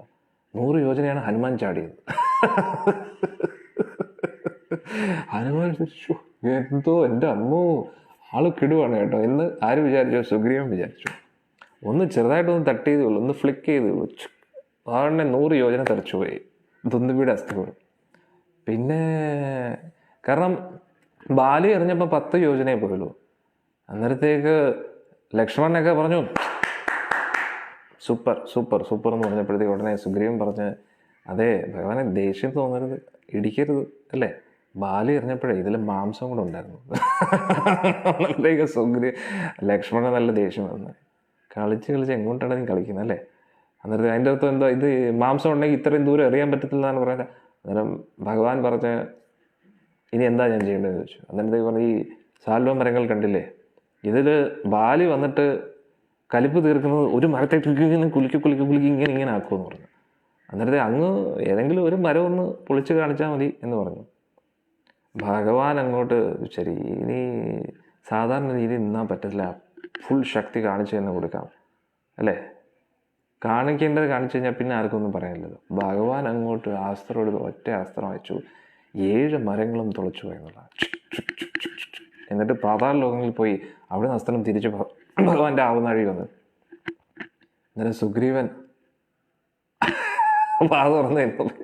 അന്നേരത്തെ പറഞ്ഞ ഇനി എന്തെങ്കിലും കാണണോ? അയ്യോ തൃപ്തിയായി മതി, അത്രേ പറഞ്ഞു. അതാണ് മനസ്സിലാക്കി. അന്നേരം ഭഗവാൻ അങ്ങനെയാണ്, ആള് കിടുവാണ് അല്ലേ, നല്ല സൂപ്പറാണ് ഭഗവാൻ. അന്നേരം ഈ സംസാര സാഗരത്തിൽ നമ്മൾ യഥാർത്ഥത്തിൽ ഭഗവാന്റെ കിങ്കരനാണ്, പക്ഷെ നമ്മൾ ഈ സംസാര സാഗരത്തിൽ പെട്ടുപോയിരിക്കുകയാണ്. അന്നേരം നമ്മുടെ ടെസ്റ്റ് എന്താണ്? എപ്പോഴാണ് കണ്ണീന്ന് കണ്ണീര് വരുന്നത്? അതാണ് ടെസ്റ്റ്. കണ്ണീര് വന്നില്ലെങ്കിൽ പിന്നെ എന്താണ് നമ്മൾ ജപിച്ചുകൊണ്ടിരിക്കുന്നത് അല്ലേ? നമ്മൾ പല ആൾക്കാരെയും കണ്ട് എന്ത് ഭക്തരാണ് നിങ്ങൾ, എന്താണ് ഇങ്ങനെയാണോ സംസാരിക്കുക, ഒരു ഭക്തൻ ഇങ്ങനെ പെരുമാറണോ? അത് നേരെ തിരിച്ചാകണം. എല്ലാ ദിവസവും രാവിലെ കണ്ണാടിയിൽ നോക്കിയിട്ട് പറയണം, നാണമില്ലേ മനുഷ്യൻ നിങ്ങൾക്ക്, എന്തോ എത്ര കാലം കൊണ്ട് ജപിക്കുന്നു, കണ്ണീർ ഒരിട്ട് കണ്ണീര് വരുന്നുണ്ടോ നിങ്ങളുടെ കണ്ണീന്ന്, നാണമില്ലേ എന്ന് നമ്മൾ നമ്മളോട് തന്നെ ചോദിക്കണം. രാത്രി ഉറങ്ങുന്നതിന് മുമ്പേ കണ്ണാടി നോക്കിക്കേ, എന്ത് വൃത്തിയായിട്ട് ജന്മമാണ്, ഇന്നത്തെ ദിവസം നിങ്ങൾ എന്തൊക്കെയാണ് ചെയ്തത് നിങ്ങൾക്ക് ഓർമ്മയുണ്ടോ? ആൾക്കാർ വിചാരിക്കും വട്ടാണെന്ന്, പക്ഷേ സത്യമാണ് കേട്ടോ. രാവിലെയും വൈകിട്ടും നല്ല ഭേഷായിട്ട് മരുന്ന് കൊടുത്തു കഴിഞ്ഞാൽ നമ്മുടെ അഹങ്കാരം കുറയും. നമ്മൾ ഈ കണ്ണാടിക്ക് പകരം നമ്മൾ ഈ ഒരു കണ്ണാടി വെച്ചിട്ട് ഒരു എന്താ പറയുക, ഒരു മാഗ്നിഫൈങ് ഗ്ലാസ് വെച്ചിട്ട് എല്ലാവരുടെ ഉള്ളിൽ നോക്കും. നീ ഇത്രയും കാലം ഭക്തനാണെന്ന് പറഞ്ഞാൽ നിന്റെ ഉള്ളിൽ ഞാൻ കണ്ടുപിടിച്ചു, ഈ ഒരു പ്രശ്നം നിനക്കുണ്ട്. എന്തൊരു മനുഷ്യനോട് പറയാം, എന്ത് ഭക്തനാണ് നിങ്ങൾ, ഇങ്ങനെയാണോ ഭക്തൻ? ഗുരുവായൂരപ്പ ഭക്തനാണ് പോലും, ഗുരുവായൂരപ്പ ഭക്തൻ നാമം ജപിച്ച് നടക്കുന്നത്, നാണമില്ലേ മനുഷ്യ നിങ്ങൾക്ക്, താൻ ആരുവാ എന്ന് പറഞ്ഞിട്ട് നമ്മൾ എല്ലാവരുടെ ഹൃദയത്തിൽ ഇങ്ങനെ സ്കാൻ ചെയ്തുകൊണ്ടിരിക്കും. ഇവർക്ക് ഈ പ്രശ്നം, അവർക്ക് ഈ പ്രശ്നം. ആരെങ്കിലും വന്ന് പറയാണ് ഹരേ കൃഷ്ണ, ആ ഒരു ഭക്തനുണ്ടോ നല്ല സൂപ്പർ ഭക്തനാണെന്ന് പറയും. അന്നേരത്തെ കൊണ്ടെന്താ, അത് നിങ്ങൾക്ക് അറിയത്തില്ലേ, ആ ഭക്തൻ ഇന്നാൾക്ക് ഇത് ചെയ്തു, 10 വർഷം മുമ്പേ ഇങ്ങനെ ചെയ്തു എന്നൊക്കെ പറഞ്ഞു. അത് 10 വർഷം മുമ്പേ, 10 വർഷം മുമ്പേ ആണെങ്കിൽ അതെന്ത് തെറ്റല്ലേ? ഭക്തൻ ചേരുന്ന പരിപാടി, അത് ഭക്തിയിൽ വരുന്ന, അതൊന്നും അല്ല, അങ്ങനെ ചെയ്തില്ലേ, അതാണ് നമ്മൾ ഇമ്പോർട്ടൻറ്റ് ചോദ്യം. ചെയ്തില്ലേ, അത് ഒരിക്കലും ഭക്തന് ചെയ്യാൻ പാടില്ലാത്ത കാര്യമാണ്. അന്നേരത്തേക്ക് പിന്നെ പറഞ്ഞു, ഓ അങ്ങനെയാണല്ലേ, ആ ഭക്തൻ നല്ല ഭക്തനല്ലേ, ആ ഭക്തൻ വെറും തൊട്ടിയാണ്. കാരണം അതെന്തിനാ? അതെ, ഇന്നാൾക്ക് ഞാൻ അങ്ങോട്ട് പോയപ്പോഴത്തേക്ക് എന്നെ രൂക്ഷമായിട്ടൊന്ന് നോക്കിയത്. അതിന് നോക്കിയതെന്തോന്ന്, നോക്കിക്കഴിഞ്ഞാൽ പ്രശ്നമാണ്, എന്നെ നോക്കി ചിരിച്ചൂടെ, വെറും അഹങ്കാരിയാണെന്നുള്ളതാണ്. ഇതൊക്കെയാണ് നമ്മുടെ പ്രശ്നം. അന്നേരം നമ്മളൊരു സ്കാനിങ്ങുമായിട്ട് നടക്കുകയാണ്.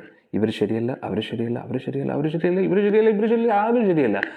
ആകെ ഒരേ ഒരു ഭക്തനെ ശരിയായിട്ടുള്ളൂ, ഐ ആം ദ ബെസ്റ്റ് എന്ന് പറഞ്ഞിട്ട് നമ്മളെല്ലാവരും നടക്കുക. അന്നേരം ഈ ഒരു മനോഭാവം മാറ്റണം നമ്മൾ. മനസ്സിലായി? അതാണ് ചൈതന്യ മഹാപ്രഭു ഇവിടെ ഉദ്ദേശിക്കുന്നത്. കിട്ടില്ലല്ലോ? എങ്ങനെയുണ്ട് ചൈതന്യ ശിക്ഷാമൃതം? ശിക്ഷാഷ്ടങ്ങൾ സൂപ്പർ അല്ലേ? എന്നിട്ട് ചൈതന്യ ചരിതാമൃതം കേട്ട് കഴിഞ്ഞാൽ എന്ത് വരികയല്ലേ? നിങ്ങളെല്ലാം ലഹരി ബാധിച്ച് ബോധം കിട്ടുമെന്നുള്ളത്. ഇനി അടുത്ത എന്താ പറയുന്നത്? 7ാമത്തെ ശിക്ഷണം. അന്നേരം നമ്മുടെ ടെസ്റ്റ് എന്താണ്? നാമം ജപിച്ചു കഴിഞ്ഞാൽ കണ്ണീന്ന് ടപ്പ് ടപ്പ് ടപ്പ് എന്ന് ടാപ്പ് തുറക്കുന്ന പോലെ കണ്ണീര് വരണം. അതാണ് ടെസ്റ്റ്. ആയില്ലെങ്കിൽ ഭഗവാൻ എന്തൊരു കഷ്ട ജന്മമാണല്ലേ, ഇത്രയൊക്കെ ആയിട്ടും ഒരിറ്റ കണ്ണീര് വരുന്നില്ല എന്നുള്ളത്. എന്താ പ്രയോജനം എൻ്റെ ജീവിതം കൊണ്ട് എന്ന് പറഞ്ഞിട്ട് ഇരിക്കുകയാണ്. അതിൻ്റെ അടുത്ത് ഉടനെ ഗ്ലിസറിൻ തേച്ചിട്ട് കണ്ണീര് വരുത്തുക എന്നല്ല, അത് ഉള്ളീന്ന് ആ ഒരു കണ്ണീര് വരണം. അതാണ് യഥാർത്ഥ ജീവിതത്തിൻ്റെ ലക്ഷ്യം. ഇനി അടുത്ത 7ാമത്തെ ശിക്ഷണം എന്താണ്? അല്ലയോ ഗോവിന്ദ, ഇങ്ങനെ കണ്ണീരോട് കൂടി നമ്മൾ നാമം ജപിച്ചിരിക്കുമ്പോൾ എന്താണെന്നറിയോ? വിരഹം എന്ന് പറഞ്ഞാൽ ഒടുക്കലത്തെ വിരഹമായിരിക്കും. ഒരു നിമിഷം പോലും കൃഷ്ണനില്ലാതെ ജീവിക്കാൻ പറ്റത്തില്ല. അതാണ് ജീവിതത്തിൻ്റെ ലക്ഷ്യം. ആ ഒരു അനുഭൂതി നമുക്ക് വരണം. അങ്ങനെ കൃഷ്ണനിൽ നിന്ന് കട്ട വിരഹമാകുമ്പോൾ കൃഷ്ണനും കട്ടയ്ക്ക് മുമ്പിൽ നിൽക്കും. മനസ്സിലായില്ലേ? അതാണ് നമ്മൾ മനസ്സിലാക്കേണ്ടത്. നമ്മൾ ഭഗവാനുമായിട്ട് നല്ല ഞെരുക്കമാകുമ്പോഴത്തേക്ക് ഭഗവാനും പിന്നെ ഞെരുങ്ങി ഇങ്ങനെ നമ്മുടെ കൂട്ടത്തിൽ നിൽക്കും. നമുക്ക് ഒരു താല്പര്യം ഇല്ലെങ്കിൽ ഇങ്ങനെ തൊഴുകയും ഭഗവാനെ പോട്ടെ എന്ന് പറഞ്ഞിട്ട് പോണേ, ഒന്ന് പോയി തന്നോടെ, താല്പര്യമില്ലാതെ എന്തിനാണ് ഈ വരുന്നത് എന്ന് നമ്മൾ ഭഗവാനുമായിട്ട് നല്ല ഞെരുക്കമാകുമ്പോൾ ഭഗവാനും നമ്മളുമായിട്ട് നല്ല ക്ലോസ് ആവും. അതാണ് നമ്മൾ മനസ്സിലാവും. അന്നേരം അടുത്ത് ഇതെന്താ പറയുന്നത്? അങ്ങനെ കണ്ണീരോടുകൂടി നമ്മൾ ഭഗവാന്റെ നാമം ജപിക്കും. എന്താണ്? അല്ലയോ ഗോവിന്ദ, അങ്ങയുമായിട്ടുള്ള വേർപാടിൽ അനുനിമിഷവും എനിക്ക് ഓരോ ദശാബ്ദമായിട്ടാണ് അനുഭവപ്പെടുന്നത്. യുഗായുധം നിമിഷേന ചക്ഷുഷാ പ്രാവൃഷ്യായുധം ശൂന്യായുധം ജഗത് സർവം ഗോവിന്ദ വിരഹേന മേ. ചൈതന്യ മഹാപ്രഭു പറയുവാണ്, ഈ ഒരു ലോകം എന്തുവാണ്? എല്ലാം ശൂന്യമാണ്. യഥാർത്ഥ പരിശുദ്ധ ഭക്തനെ ബുർജ് ഖലീഫയുടെ മുകളിൽ കൊണ്ടുപോയാലും അയ്യേ ഇതെന്തോ ഇവിടെ കൃഷ്ണനൊന്നുമില്ല, എന്തു കാണിക്കാനവിടെ കൊണ്ടുവന്നു ചോദിക്കാം. ഇനി സ്വർഗലോകത്ത് കൊണ്ടുപോയാലും ഇവിടെ കൃഷ്ണനില്ല, പിന്നെ എന്തിനാണ് ഇവിടെ കൊണ്ടുവന്നിരിക്കുന്നത്? ഇനി നരകത്തിൽ പോയി അവിടെ കൃഷ്ണൻ ഉണ്ടെങ്കിൽ സമാധാനം. ഇവിടെ നിന്നെ എണ്ണയിട്ട് പൊരിക്കുക, അതൊന്നും പ്രശ്നമില്ല. കൃഷ്ണൻ ഉണ്ടോ, ആള് എന്താ പറയുക, പൊരിച്ചാലും കുഴപ്പമില്ല, 65 ആക്കിയാലും എന്താക്കിയാലും തന്തൂരി ആക്കിയാലും കുഴപ്പമില്ല. കൃഷ്ണനുണ്ടോ, അടിയൻ അവിടെ ഇരിക്കാൻ തയ്യാറാണ് എന്നായിരിക്കും ഒരു പരിശുദ്ധ ഭക്തൻ പറയുന്നത്. സ്വർഗം കിട്ടിയാലും ആ ഒരു പരിശുദ്ധ ഭക്തനെ സംബന്ധിച്ചോളം സ്വർഗമായാലും നരകമായാലും എല്ലാം കണക്കാണ്, ഒരു പ്രയോജനമില്ല. അവരുടെ മുമ്പിൽ രത്നം കണ്ടാലും ഇത് കണ്ടാലും എന്തിനാണിത്? ഇത് കൃഷ്ണൻ്റെ ശിരസിൽ വെച്ചാൽ നല്ല ഭംഗിയായിരിക്കും, അതാണ് ബെസ്റ്റ് കേട്ടോ എന്ന് പറഞ്ഞ് ഭഗവാൻ വയ്ക്കും. അത് ഒരു ആർട്ടിഫിഷ്യൽ ജ്വല്ലറി ആണെങ്കിലും അല്ലേ, ഇപ്പം ഭഗവാന്റെ കാതിലിരിക്കുന്ന ഇതേ ആർട്ടിഫിഷ്യൽ ആയിട്ട് അല്ല കേട്ടോ, ഒറിജിനൽ രത്നമാണ്. അന്നേരം ഭഗവാന്റെ സത്യം പുറത്തു പറഞ്ഞല്ലേ, ഇനി കള്ളന്മാർ കാണുക, ആരോടും പറയരുത് കേട്ടോ, യഥാർത്ഥ സ്വർണ്ണമാണ് ഭഗവാൻ ഇട്ടിരിക്കുന്നതൊക്കെ. അന്നേരം ആർട്ടിഫിഷ്യൽ ജ്വല്ലറി ആണെങ്കിൽ പോലും ഇപ്പം നമ്മുടെ സാക്ഷാൽ ഗുരുവായൂരപ്പൻ ഇവിടെ നിൽക്കുകയാണ് മദൻ ഗോപാലായിട്ട്. എത്ര സ്വർണവും എത്ര വജ്രവും ഉണ്ടായിട്ട് എന്ത് പ്രയോജനം? അദ്ദേഹത്തിൻ്റെ ശരീരത്തിൽ അതിനൊന്നും കയറാനുള്ള യോഗ്യതയില്ല. പിന്നെ എന്താണ് ആ രത്നത്തിൻ്റെ വാല്യൂ? വെറും തുച്ഛം പുച്ഛം, തൂക്കിയെടുത്ത് എറിയണം അങ്ങനെയുള്ള രത്നങ്ങളൊക്കെ. എന്താണ്? ഭഗവാന്റെ ശരീരത്തിൽ കയറാനുള്ള യോഗ്യത അവർക്കില്ല. അതിൻ്റെ അർത്ഥം ആരും കൊണ്ടുവരണമെന്നല്ല പറയുന്നത് കേട്ടോ, ഞാൻ പറഞ്ഞതേ ഉള്ളൂ. അങ്ങനെ ആരും രത്നം കൊണ്ടുവരുന്നു പിന്നെ അടിയനും ജീവിക്കാൻ പറ്റില്ല. ആ രത്നത്തിന് വേണ്ടി എൻ്റെ കുട്ടി എടുത്തുകൊണ്ട് പോകും, മനസ്സിലായി? അതുകൊണ്ട് ആരും കൊണ്ടുവരില്ല, ഞാൻ പറഞ്ഞു. അന്നേരം എത്രയൊക്കെ അമൂല്യമായിട്ടുള്ള രത്നങ്ങളുണ്ടെങ്കിലും ആ രത്നം ഒന്നും കണ്ണൻ്റെ ദേഹത്ത് കയറാൻ പറ്റിയില്ലെങ്കിൽ പിന്നെ എന്താണ് പ്രയോജനം? ഒരു പ്രയോജനമില്ല, എല്ലാം യൂസ്ലെസ് ആണ് രത്നം. പക്ഷേ കണ്ണൻ്റെ ശരീരത്തിലുള്ള ആ മകരകുണ്ടലിനെ നോക്കൂ, ഇതൊക്കെ. അന്നേരം ആ ഒരു ഭഗവാന്റെ ആ കാതിലിരിക്കുന്ന ആ ഒരു രത്നം, മനസ്സിലായില്ലേ? അതാണ് ഏറ്റവും ലോകത്തിലെ ഏറ്റവും അമൂല്യമായിട്ടുള്ളത്. കാരണം ഭഗവാന്റെ സുന്ദരമായിട്ടുള്ള ചെവികളിലേക്ക് അത് കണക്റ്റ് ആയെന്നാണ് മനസ്സിലാക്കേണ്ടത്. അന്നേരം അതിൽ പരം ഈ പ്രപഞ്ചത്തിൽ ഒന്നുമില്ല. ഭഗവാന്റെ സേവനത്തിൽ എന്തെങ്കിലും ഉപയോഗം ഉണ്ടെങ്കിൽ മാത്രമേ അതിന് ഉപയോഗമുള്ളൂ, അല്ലെങ്കിൽ എല്ലാം വേസ്റ്റാണ് എന്നാണ് മനസ്സിലാക്കേണ്ടത്. എങ്ങനെയുണ്ട് ചൈതന്യ മഹാപ്രഭുവിൻ്റെ ശിക്ഷണങ്ങൾ? സൂപ്പറല്ലേ? ഇനി 8ാമത്തെ ശിക്ഷണം. കൃഷ്ണനല്ലാതെ മറ്റാരെയും എൻ്റെ പ്രഭുവെ എനിക്കറിയത്തില്ല. എത്ര ശുദ്ധമായ എന്നെ അദ്ദേഹം ആശ്ലേഷിച്ചാലും കൃഷ്ണൻ എന്നെ വഴക്കു പറഞ്ഞാലും ചവിട്ടി പുറത്താക്കിയാലും എന്നെ സ്നേഹം കൊണ്ട് കെട്ടിപ്പിടിച്ചാലും ശരി, ആട്ടി പുറത്താക്കിയാലും ശരി, എൻ്റെ പ്രാണനാഥൻ ആരാണ്? മത് പ്രാണനാഥസ്തു സ ഏവനാപര, എൻ്റെ ഗുരുവായൂരപ്പൻ തന്നെയാണ്. ഗുരുവായൂരപ്പൻ എന്ത് വേണമെങ്കിലും ചെയ്തോ, മോളിൽ നിന്ന് എടുത്ത് എറിഞ്ഞോ, ആൾക്കാരെ കൊണ്ട് അപമാനിപ്പിച്ചോ, ആൾക്കാരെ കൊണ്ട് സ്തുതിപ്പിച്ചോ, ആൾക്കാരെ കൊണ്ട് സ്വീകരിച്ചിരുത്തിയോ, അല്ലെങ്കിൽ ആട്ടി പുറത്താക്കിയോ, ഒന്നും ഒരു വിഷയമല്ല. കാരണം എൻ്റെ വിഷയം എന്താണ്? ഗുരുവായൂരപ്പനാണ്. ആൾക്കാരെല്ലാവരും കൂടെ പൊക്കി ഒരു പല്ലക്കിൽ കൊണ്ടുപോയാലും അല്ലെങ്കിൽ ചവിട്ടി അമർത്തിയാലും തുപ്പിക്കളഞ്ഞാലും ഇത് രണ്ടും നമുക്ക് വിഷയമല്ല. കാരണം നമ്മുടെ വിഷയം എന്താണ്? മത് പ്രാണനാഥസ്തു സേവനാപര. ഭഗവാൻ ഏത് രീതിയിൽ വേണമെങ്കിലും ട്രീറ്റ്മെൻറ്റ് തന്നോളൂ, അല്ലേ? ചെരുപ്പ് വെച്ച് അടിക്കൂ, അല്ലെങ്കിൽ ചെരുപ്പ് വെച്ച് പൂമാല ഇടുകയോ, അല്ലെങ്കിൽ എന്തു പറയുന്നേ, ആ പരമോന്നതമായിട്ടുള്ള സിംഹാസനത്തിൽ ഇരുത്തുകയോ, എന്ത് വേണമെങ്കിലും അങ്ങ് ചെയ്തോളൂ. രണ്ടായാലും ശരി, അടിയൻ ആരാണ്? അങ്ങയുടെ ദാസനാണ്, ഗുരുവായൂരപ്പ ദാസൻ, അതിൽ യാതൊരു സംശയമില്ല. അതുകൊണ്ട് ആൾക്കാരെ കൊണ്ട് സ്തുതിപ്പിക്കുകയോ ആൾക്കാരെ കൊണ്ട് തെറി പറയിപ്പിക്കുകയോ രണ്ടായാലും നമുക്ക് വിഷയമില്ല. നമ്മുടെ ഭഗവാൻ, നമ്മുടെ നാഥൻ ആരാണ്? ഗുരുവായൂരപ്പനാണ്.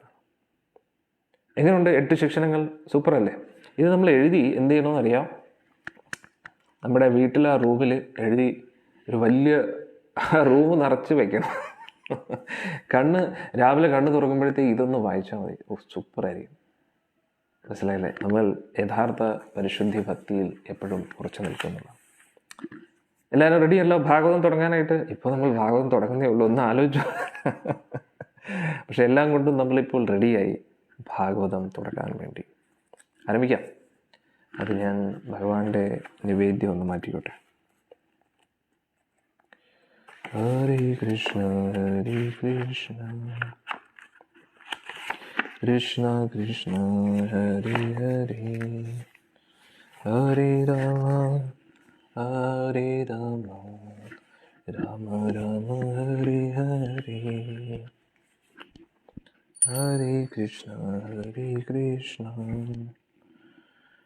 കൃഷ്ണ കൃഷ്ണ ഹരേ ഹരേ, ഹരേ രാമ ഹരേ രാമ, രാമ രാമ ഹരേ ഹരേ, ഹരേ കൃഷ്ണ കൃഷ്ണ കൃഷ്ണ ഹരേ ഹരേ, ഹരേ രാമ ഹരേ രാമ, രാമ രാമ ഹരേ ഹരേ, ഹരേ കൃഷ്ണ കൃഷ്ണ കൃഷ്ണ ഹരേ ഹരേ. അന്നേരം ഞാൻ പറഞ്ഞത് ഈ ഒരു കുണ്ടലങ്ങളെക്കുറിച്ചാണ്. കണ്ടില്ലേ? അന്നേരം ലോകത്തിലെ ഏറ്റവും അമൂല്യമായിട്ടുള്ള രത്നം ഇദ്ദേഹത്തിൻ്റെ കുണ്ടലങ്ങളാണ്. കാരണം ആ ചെവി നല്ല വില കൂടിയ ചെവിയാണ്. എന്തുകൊണ്ട്? അത് കണ്ണൻ്റെ ചെവി ആയതുകൊണ്ട്. മനസ്സിലായില്ലേ? അന്നേരം ഈ പ്രപഞ്ചത്തിലുള്ള ഒരു രത്നവും ഈ ഒരു രത്നത്തിൻ്റെ അടുത്ത് വരത്തില്ല. കാരണം അതിരിക്കുന്നത് കണ്ണൻ്റെ ചെവിയിലാണ്. അതാണ് നമ്മൾ മനസ്സിലാക്കേണ്ടത്. അതുകൊണ്ട് നമ്മുടെ കയ്യിൽ എന്ത് വസ്തുവകകളുണ്ടെങ്കിലും അത് ഭഗവാനോട് ചേരുമ്പോഴാണ് അതിന് അതിൻ്റേതായിട്ടുള്ള വാല്യൂ വരുന്നത്. അല്ലെങ്കിൽ എല്ലാം യൂസ്ലെസ് ആണ്. ഏത് വ്യക്തിയാണെങ്കിലും ഏത് വസ്തുവാണെങ്കിലും കൃഷ്ണൻ്റെ സേവനത്തിന് വേണ്ടി ഉപയോഗിക്കാത്ത വസ്തു, വ്യക്തി, എല്ലാവരുടെയും ജീവിതവും യൂസ്ലെസ് ആണ്. കൃഷ്ണഭക്തിക്ക് അനുസൃതമായിട്ട് വരുമ്പോൾ ആ വ്യക്തി ഏത് കുലത്തിൽ ജനിച്ചാലും ഏത് അവസ്ഥയിലാണെങ്കിലും, ദാരിദ്ര്യത്തിലായാലും ശരി, പണക്കാരനായാലും ശരി, അല്ലെങ്കിൽ മിഡിൽ ക്ലാസ് ആണെങ്കിലും ശരി, ഏത് ക്ലാസ് ഉണ്ടെങ്കിലും ഏത് ലോ ക്ലാസ് ആണെങ്കിലും ഒരു പ്രശ്നമില്ല. വെറും തറയാണെങ്കിലും ശരി, വെറും തൊട്ടിയാണെങ്കിലും ശരി, പക്ഷേ അദ്ദേഹത്തിന് കൃഷ്ണനുമായിട്ട് എന്തെങ്കിലും ഒരു ബന്ധമുണ്ടെങ്കിൽ, കൃഷ്ണനുമായിട്ടൊരു ഭക്തി ഉണ്ടെങ്കിൽ ആ വ്യക്തി പരമോന്നത വ്യക്തിയാണ്. ലോകത്തിൻ്റെ മുമ്പിൽ ആ വ്യക്തി എങ്ങനെയോ ആകട്ടെ, പക്ഷെ ഭഗവാന്റെ നോട്ടത്തിൽ ആ ഒരു വ്യക്തി പരമോന്നതനാണ്. ഈ പ്രപഞ്ചത്തിലുള്ള ഒരു ശക്തിക്കും ആ വ്യക്തിയുടെ മഹത്വത്തെ തരം താഴ്ത്താൻ പറ്റത്തില്ല. ലോകം ആ വ്യക്തിയെ അംഗീകരിച്ചില്ലെങ്കിലും കൃഷ്ണൻ ആ വ്യക്തിയെ അംഗീകരിക്കും എന്നാണ് നമ്മൾ മനസ്സിലാക്കുന്നത്. അതിൻ്റെ അർത്ഥം കൃഷ്ണഭക്തർ എന്തും ചെയ്യുമെന്നല്ല. വെറും അധാർമിക പ്രവൃത്തികൾ അതൊരിക്കലും കൃഷ്ണഭക്തനല്ല. കൃഷ്ണഭക്തൻ ഒരിക്കലും അധാർമിക പ്രവൃത്തികൾ ചെയ്യത്തില്ല. അങ്ങനെ അധാർമിക പ്രവൃത്തികൾ ചെയ്യുകയാണെങ്കിൽ ആ വ്യക്തി ഒരിക്കലും കൃഷ്ണനല്ല, കൃഷ്ണഭക്തനല്ല എന്നാണ് നമ്മൾ മനസ്സിലാക്കേണ്ടത്. മനസ്സിലായില്ലേ? അതായത് കൃഷ്ണഭക്തിയിൽ എല്ലാവർക്കും വരാൻ പറ്റും എന്നാണ് നമ്മൾ മനസ്സിലാക്കുന്നത്. ഇത് നമുക്ക് ആരംഭിക്കാം. ശ്രീമദ് ഭാഗവതം. നമുക്ക് ഉണ്ണിക്കണ്ണനെയും രാധക്കുട്ടിയും ഒന്ന് ഊഞ്ഞാലാട്ടാം. ഓക്കെ, ഇത് നമുക്ക് ഭാഗവത്തിൻ്റെ പ്രഥമ ശ്ലോകം സ്റ്റാർട്ട് ചെയ്യാം.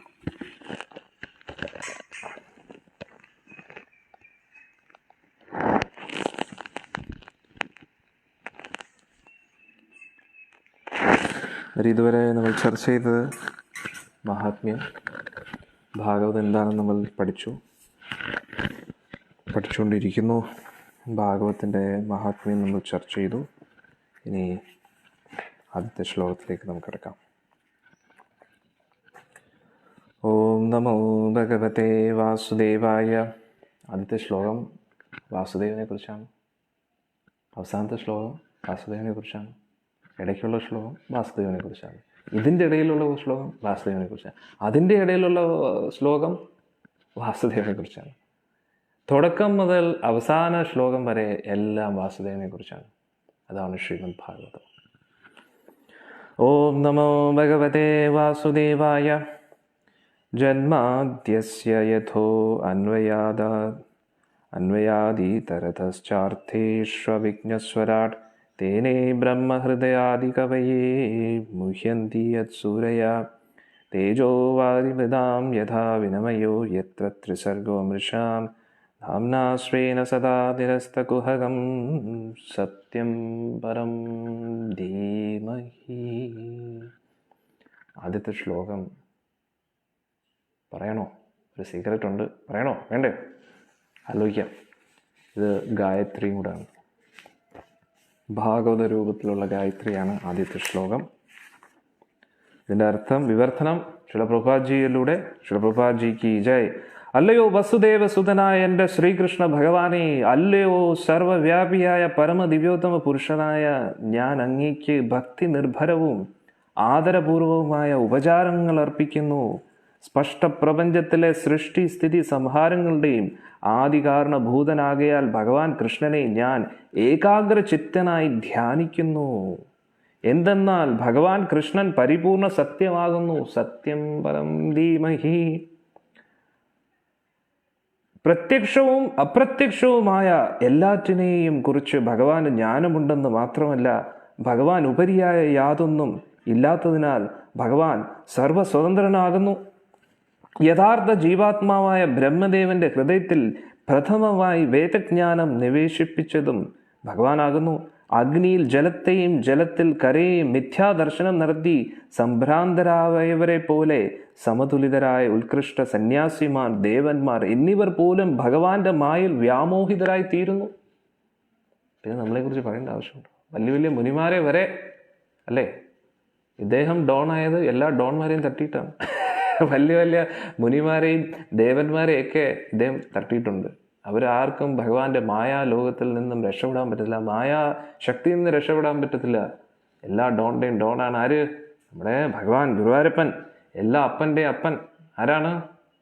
നമ്മുടെ ഗുരുവായൂരപ്പൻ. പ്രകൃതിയുടെ ത്രിഗുണങ്ങളുടെ പ്രത്യാഘാതം നിമിത്തം പ്രത്യക്ഷമായി ഈ താൽക്കാലിക ഭൗതിക പ്രപഞ്ചം വാസ്തവമാണെന്ന് തോന്നലിന് കാരണവും അങ്ങ് തന്നെ. ഭൗതിക ലോകത്തിലെ മായയിൽ നിന്ന് നിത്യവും വിമുക്തമായ ആത്മീയധാമത്തിൽ ഭഗവാൻ ശ്രീകൃഷ്ണൻ ശാശ്വതനായി നിലകൊള്ളുന്നു. ആദ്യത്തെ ശ്ലോകത്തിലേക്ക് പറയുന്ന അദ്ദേഹം ഗോലോകത്താണ്. ഇതിൽ കൂടുതൽ എന്താ തെളിവ് വേണ്ടത്? ഇതൊന്നും ഊഹാപോഹത്തോടു കൂടി ഓരോ സിനിമാ കഥ ഉണ്ടാക്കുന്നത് പോലെ അടിയൻ ഉണ്ടാക്കിയതല്ല. ഭാഗവത്തിൽ ആദ്യത്തെ ശ്ലോകത്തിൽ തന്നെ ഭഗവാന്റെ ധാമത്തെക്കുറിച്ച് പറയും. സത്യം പരം ധീമഹി. ആ സത്യം, പരമമായിട്ടുള്ള സത്യം, പരം, നമ്മുടെ ഈ ഭൗതിക പ്രപഞ്ചത്തിനും അപ്പുറത്തായിട്ടുള്ള പരമസത്യം, ആ പരമസത്യത്തെ ഞാൻ ധ്യാനിക്കുന്നു. ആരാണ് പരമസത്യം? നമ്മുടെ ഗുരുവായൂരപ്പൻ. ആ പരമസത്യത്തെ ധീമഹി അടിയൻ ധ്യാനിക്കുന്നു ശ്രദ്ധയോടുകൂടി എന്നാണ് ആദ്യത്തെ ശ്ലോകത്തിൽ പറയുന്നത്. ഭൗതിക ലോകത്തിലെ മായയിൽ നിന്നും നിത്യവിമുക്തമായ ആത്മീയ ധാമത്തിൽ ഭഗവാൻ ശ്രീകൃഷ്ണൻ ശാശ്വതനായി നിലകൊള്ളുന്നതിനാൽ ഞാൻ ശ്രീകൃഷ്ണ ഭഗവാനെ ഏകാഗ്രചിത്തനായി പൂജിക്കുന്നു. ശ്രീകൃഷ്ണ ഭഗവാൻ പരമസത്യമാകയാൽ, പരിപൂർണ സത്യമാകയാൽ ഞാൻ ഭഗവാനെ സാദരം പ്രണമിക്കുന്നു. ഹരേ കൃഷ്ണ. സത്യം പരം ധീമഹി. അതൊരു ആദ്യത്തെ ശ്ലോകം ഗായത്രിയാണ്, പരമോന്നത ഗായത്രിയാണ് ആദ്യത്തെ ശ്ലോകം. ഭാഗവത രൂപത്തിലുള്ള ഗായത്രിയാണ്. മനസ്സിലാക്കുക. ഇനി അടുത്ത ശ്ലോകത്തിലേക്ക് നമുക്ക് കിടക്കാം. ഇതിലൊക്കെ പ്രഭുപാദജിയുടെ അതിമനോഹരമായിട്ടുള്ള ഭാവാർത്ഥമൊക്കെ ഉണ്ട്. പക്ഷെ ഇപ്പോൾ പാരായണം ആയതുകൊണ്ടാണ് നമ്മൾ അതിൽ നിന്നുള്ള ഏകദേശം ഒരു ചുരുക്കമാണ് നമ്മൾ ചർച്ച ചെയ്തത്. ധർമ്മ പ്രോജിത കൈതവോ അത്ര പരമോ നിർമത്സരാണാം സദാ വേദ്യം വാസ്തവം അത്ര വസ്തു ശിവദം താപത്രയോന്മൂലനം ശ്രീമദ് ഭാഗവതേ മഹാമുനി കൃതേ കിം വാ പരൈരീശ്വര സദ്യോ ഹൃദ്യവരുദ്ധ്യേത്ര കൃതിഭിः ശുശ്രൂഷുഭിസ്തക്ഷണാത്. ഭൗതിക പുരോഗതിയെ ലക്ഷ്യം വെച്ചുള്ള ധർമ്മകർമ്മങ്ങളെ പൂർണ്ണമായി ഒഴിവാക്കി നിർമ്മല ഹൃദയരായ ഭക്തർക്ക് മനസ്സിലാക്കാൻ സാധ്യമാകുന്ന വിധം പരമസത്യത്തെ ഭാഗവത പുരാണം പ്രതിപാദിക്കുന്നു. ഏവരുടെയും ക്ഷേമതാത്പര്യാർത്ഥം യാഥാർത്ഥ്യത്തെ മിഥ്യയിൽ നിന്നും വേർതിരിക്കുന്ന ശ്രേഷ്ഠമായ ഉണ്മയാണ് പരമസത്യം. ആ സത്യം ജനിമൃതി നിർഭരമായ ത്രിവിധ ക്ലേശങ്ങളെയും ഉന്മൂലനം ചെയ്യും. മുനിശ്രേഷ്ഠനായ വ്യാസദേവനാൽ രചിക്കപ്പെട്ട മനോജ്ഞ ഗംഭീരമായ ഈ ഭാഗവതം ഭഗവത് സാക്ഷാത്കാരത്തിന് ഉതകും വിധം സ്വയം പര്യാപ്തമാണ്. ആകയാൽ മറ്റൊരു ധർമ്മശാസ്ത്രത്തിൻ്റെ ആവശ്യം എന്താണ്? വേറൊരു ആവശ്യമില്ല. ഭാഗവത മഹാത്മ്യത്താൽ സവിനയത്വത്തോടെ സശ്രദ്ധമായി ഭാഗവത സന്ദേശം ശ്രവിക്കുന്ന ഒരാളുടെ മനസ്സിൽ തൽക്ഷണം ഭഗവാൻ വാസമുറപ്പിക്കും. നിങ്ങൾ വേറൊരു കാര്യം ശ്രദ്ധിച്ചോ? ഭഗവത്ഗീത ഒരാൾ പറയുന്നു ഈ ശ്ലോകം ഇങ്ങനെയാണ്, ബാക്കി ശ്ലോകം ഇങ്ങനെയാണ്.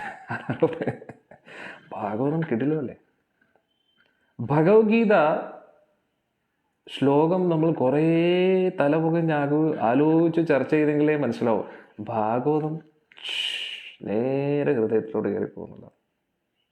എന്താണ് വ്യത്യാസം? ഗീത ഭഗവാനാണ് പറയുന്നത്. ഭഗവാൻ പറയുമ്പോൾ മനസ്സിലാക്കാൻ കുറച്ച് ബുദ്ധിമുട്ടാണ്. ഭഗവാന്റെ കാരുണ്യം ലഭിക്കണം ഭഗവത്ഗീത മനസ്സിലാക്കണമെങ്കിൽ. ഭാഗവതമാണെങ്കിൽ പരിശുദ്ധ ഭക്തിയെക്കുറിച്ച് പറയുകയാണ്. ആത്മാവിൻ്റെ ഭാഷയാണ്, ഹൃദയത്തിൻ്റെ ഭാഷയാണ്.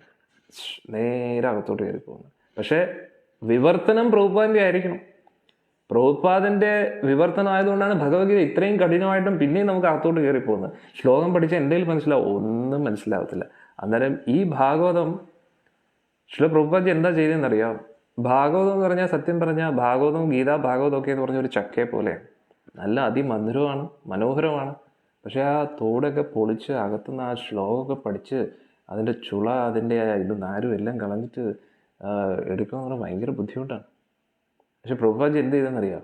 അതെല്ലാം നമുക്ക് വേണ്ടി അരക്കെല്ലാം കളഞ്ഞ് തോടെല്ലാം അത് പൊളിച്ച് ആ ചക്ക, ആ ഒരു അകത്തുള്ള കുരു എല്ലാം കളഞ്ഞതിന് ശേഷം അദ്ദേഹത്തിൻ്റെ ഭക്തിയാകുന്ന ആ തേനും കൂടെ ഒഴിച്ചിട്ട് ഇങ്ങ് തന്നിരിക്കുകയാണ്. പിന്നെ നമുക്ക് എന്തുവാണ്? അതൊന്ന് ചവച്ച് തിന്നും, അത്രയേ ഉള്ളൂ.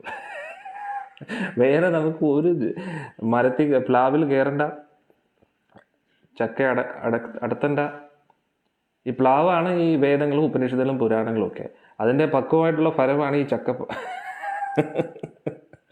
പക്ഷേ സംസ്കൃതവും ഒന്നും പഠിക്കാതെ, ഗുരുപരമ്പര അനുസരിച്ച് പഠിക്കാതെ അതിനകത്തോട്ട് പൊളിച്ച് കയറാൻ പറ്റത്തില്ല.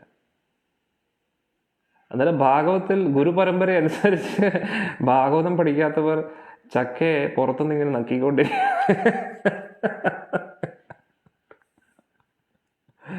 എന്നിട്ട് നല്ല മധുരമുണ്ട് കേട്ടോ, അഭിനയിക്കുന്നതാണ്. ഇവരാണ് ഭക്തി അഭിനയിക്കുന്നവർ. കൃഷ്ണന്റെ ലീലകളൊക്കെ പറഞ്ഞ് കരയുകയും അഭിനയിക്കുകയൊക്കെ ചെയ്യും. എന്തിനു വേണ്ടി? യൂട്യൂബിൽ വ്യൂസ് കയറാനോ അതിനൊക്കെ.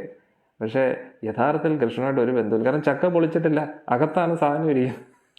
പുറത്തുള്ള ഈ മുള്ള് അത് നക്കിക്കൊണ്ടിരിക്കുകയാണ്. എന്നിട്ട് ഭയങ്കര മധുരമാണെന്ന് പറയും. എന്നിട്ട് ആൾക്കാരെല്ലാം വിളിച്ചിട്ട് പറയും, അത് നല്ല മധുരമായിട്ട് ഇതാക്കുന്നു വിചാരിച്ചിട്ട് അവരും വന്ന് നക്കി പോയി. ഇതിൽ മധുരമൊന്നും ഇല്ലല്ലോ, അത് നിനക്ക് ഭക്തി ഇല്ലാത്തതുകൊണ്ടാണ്.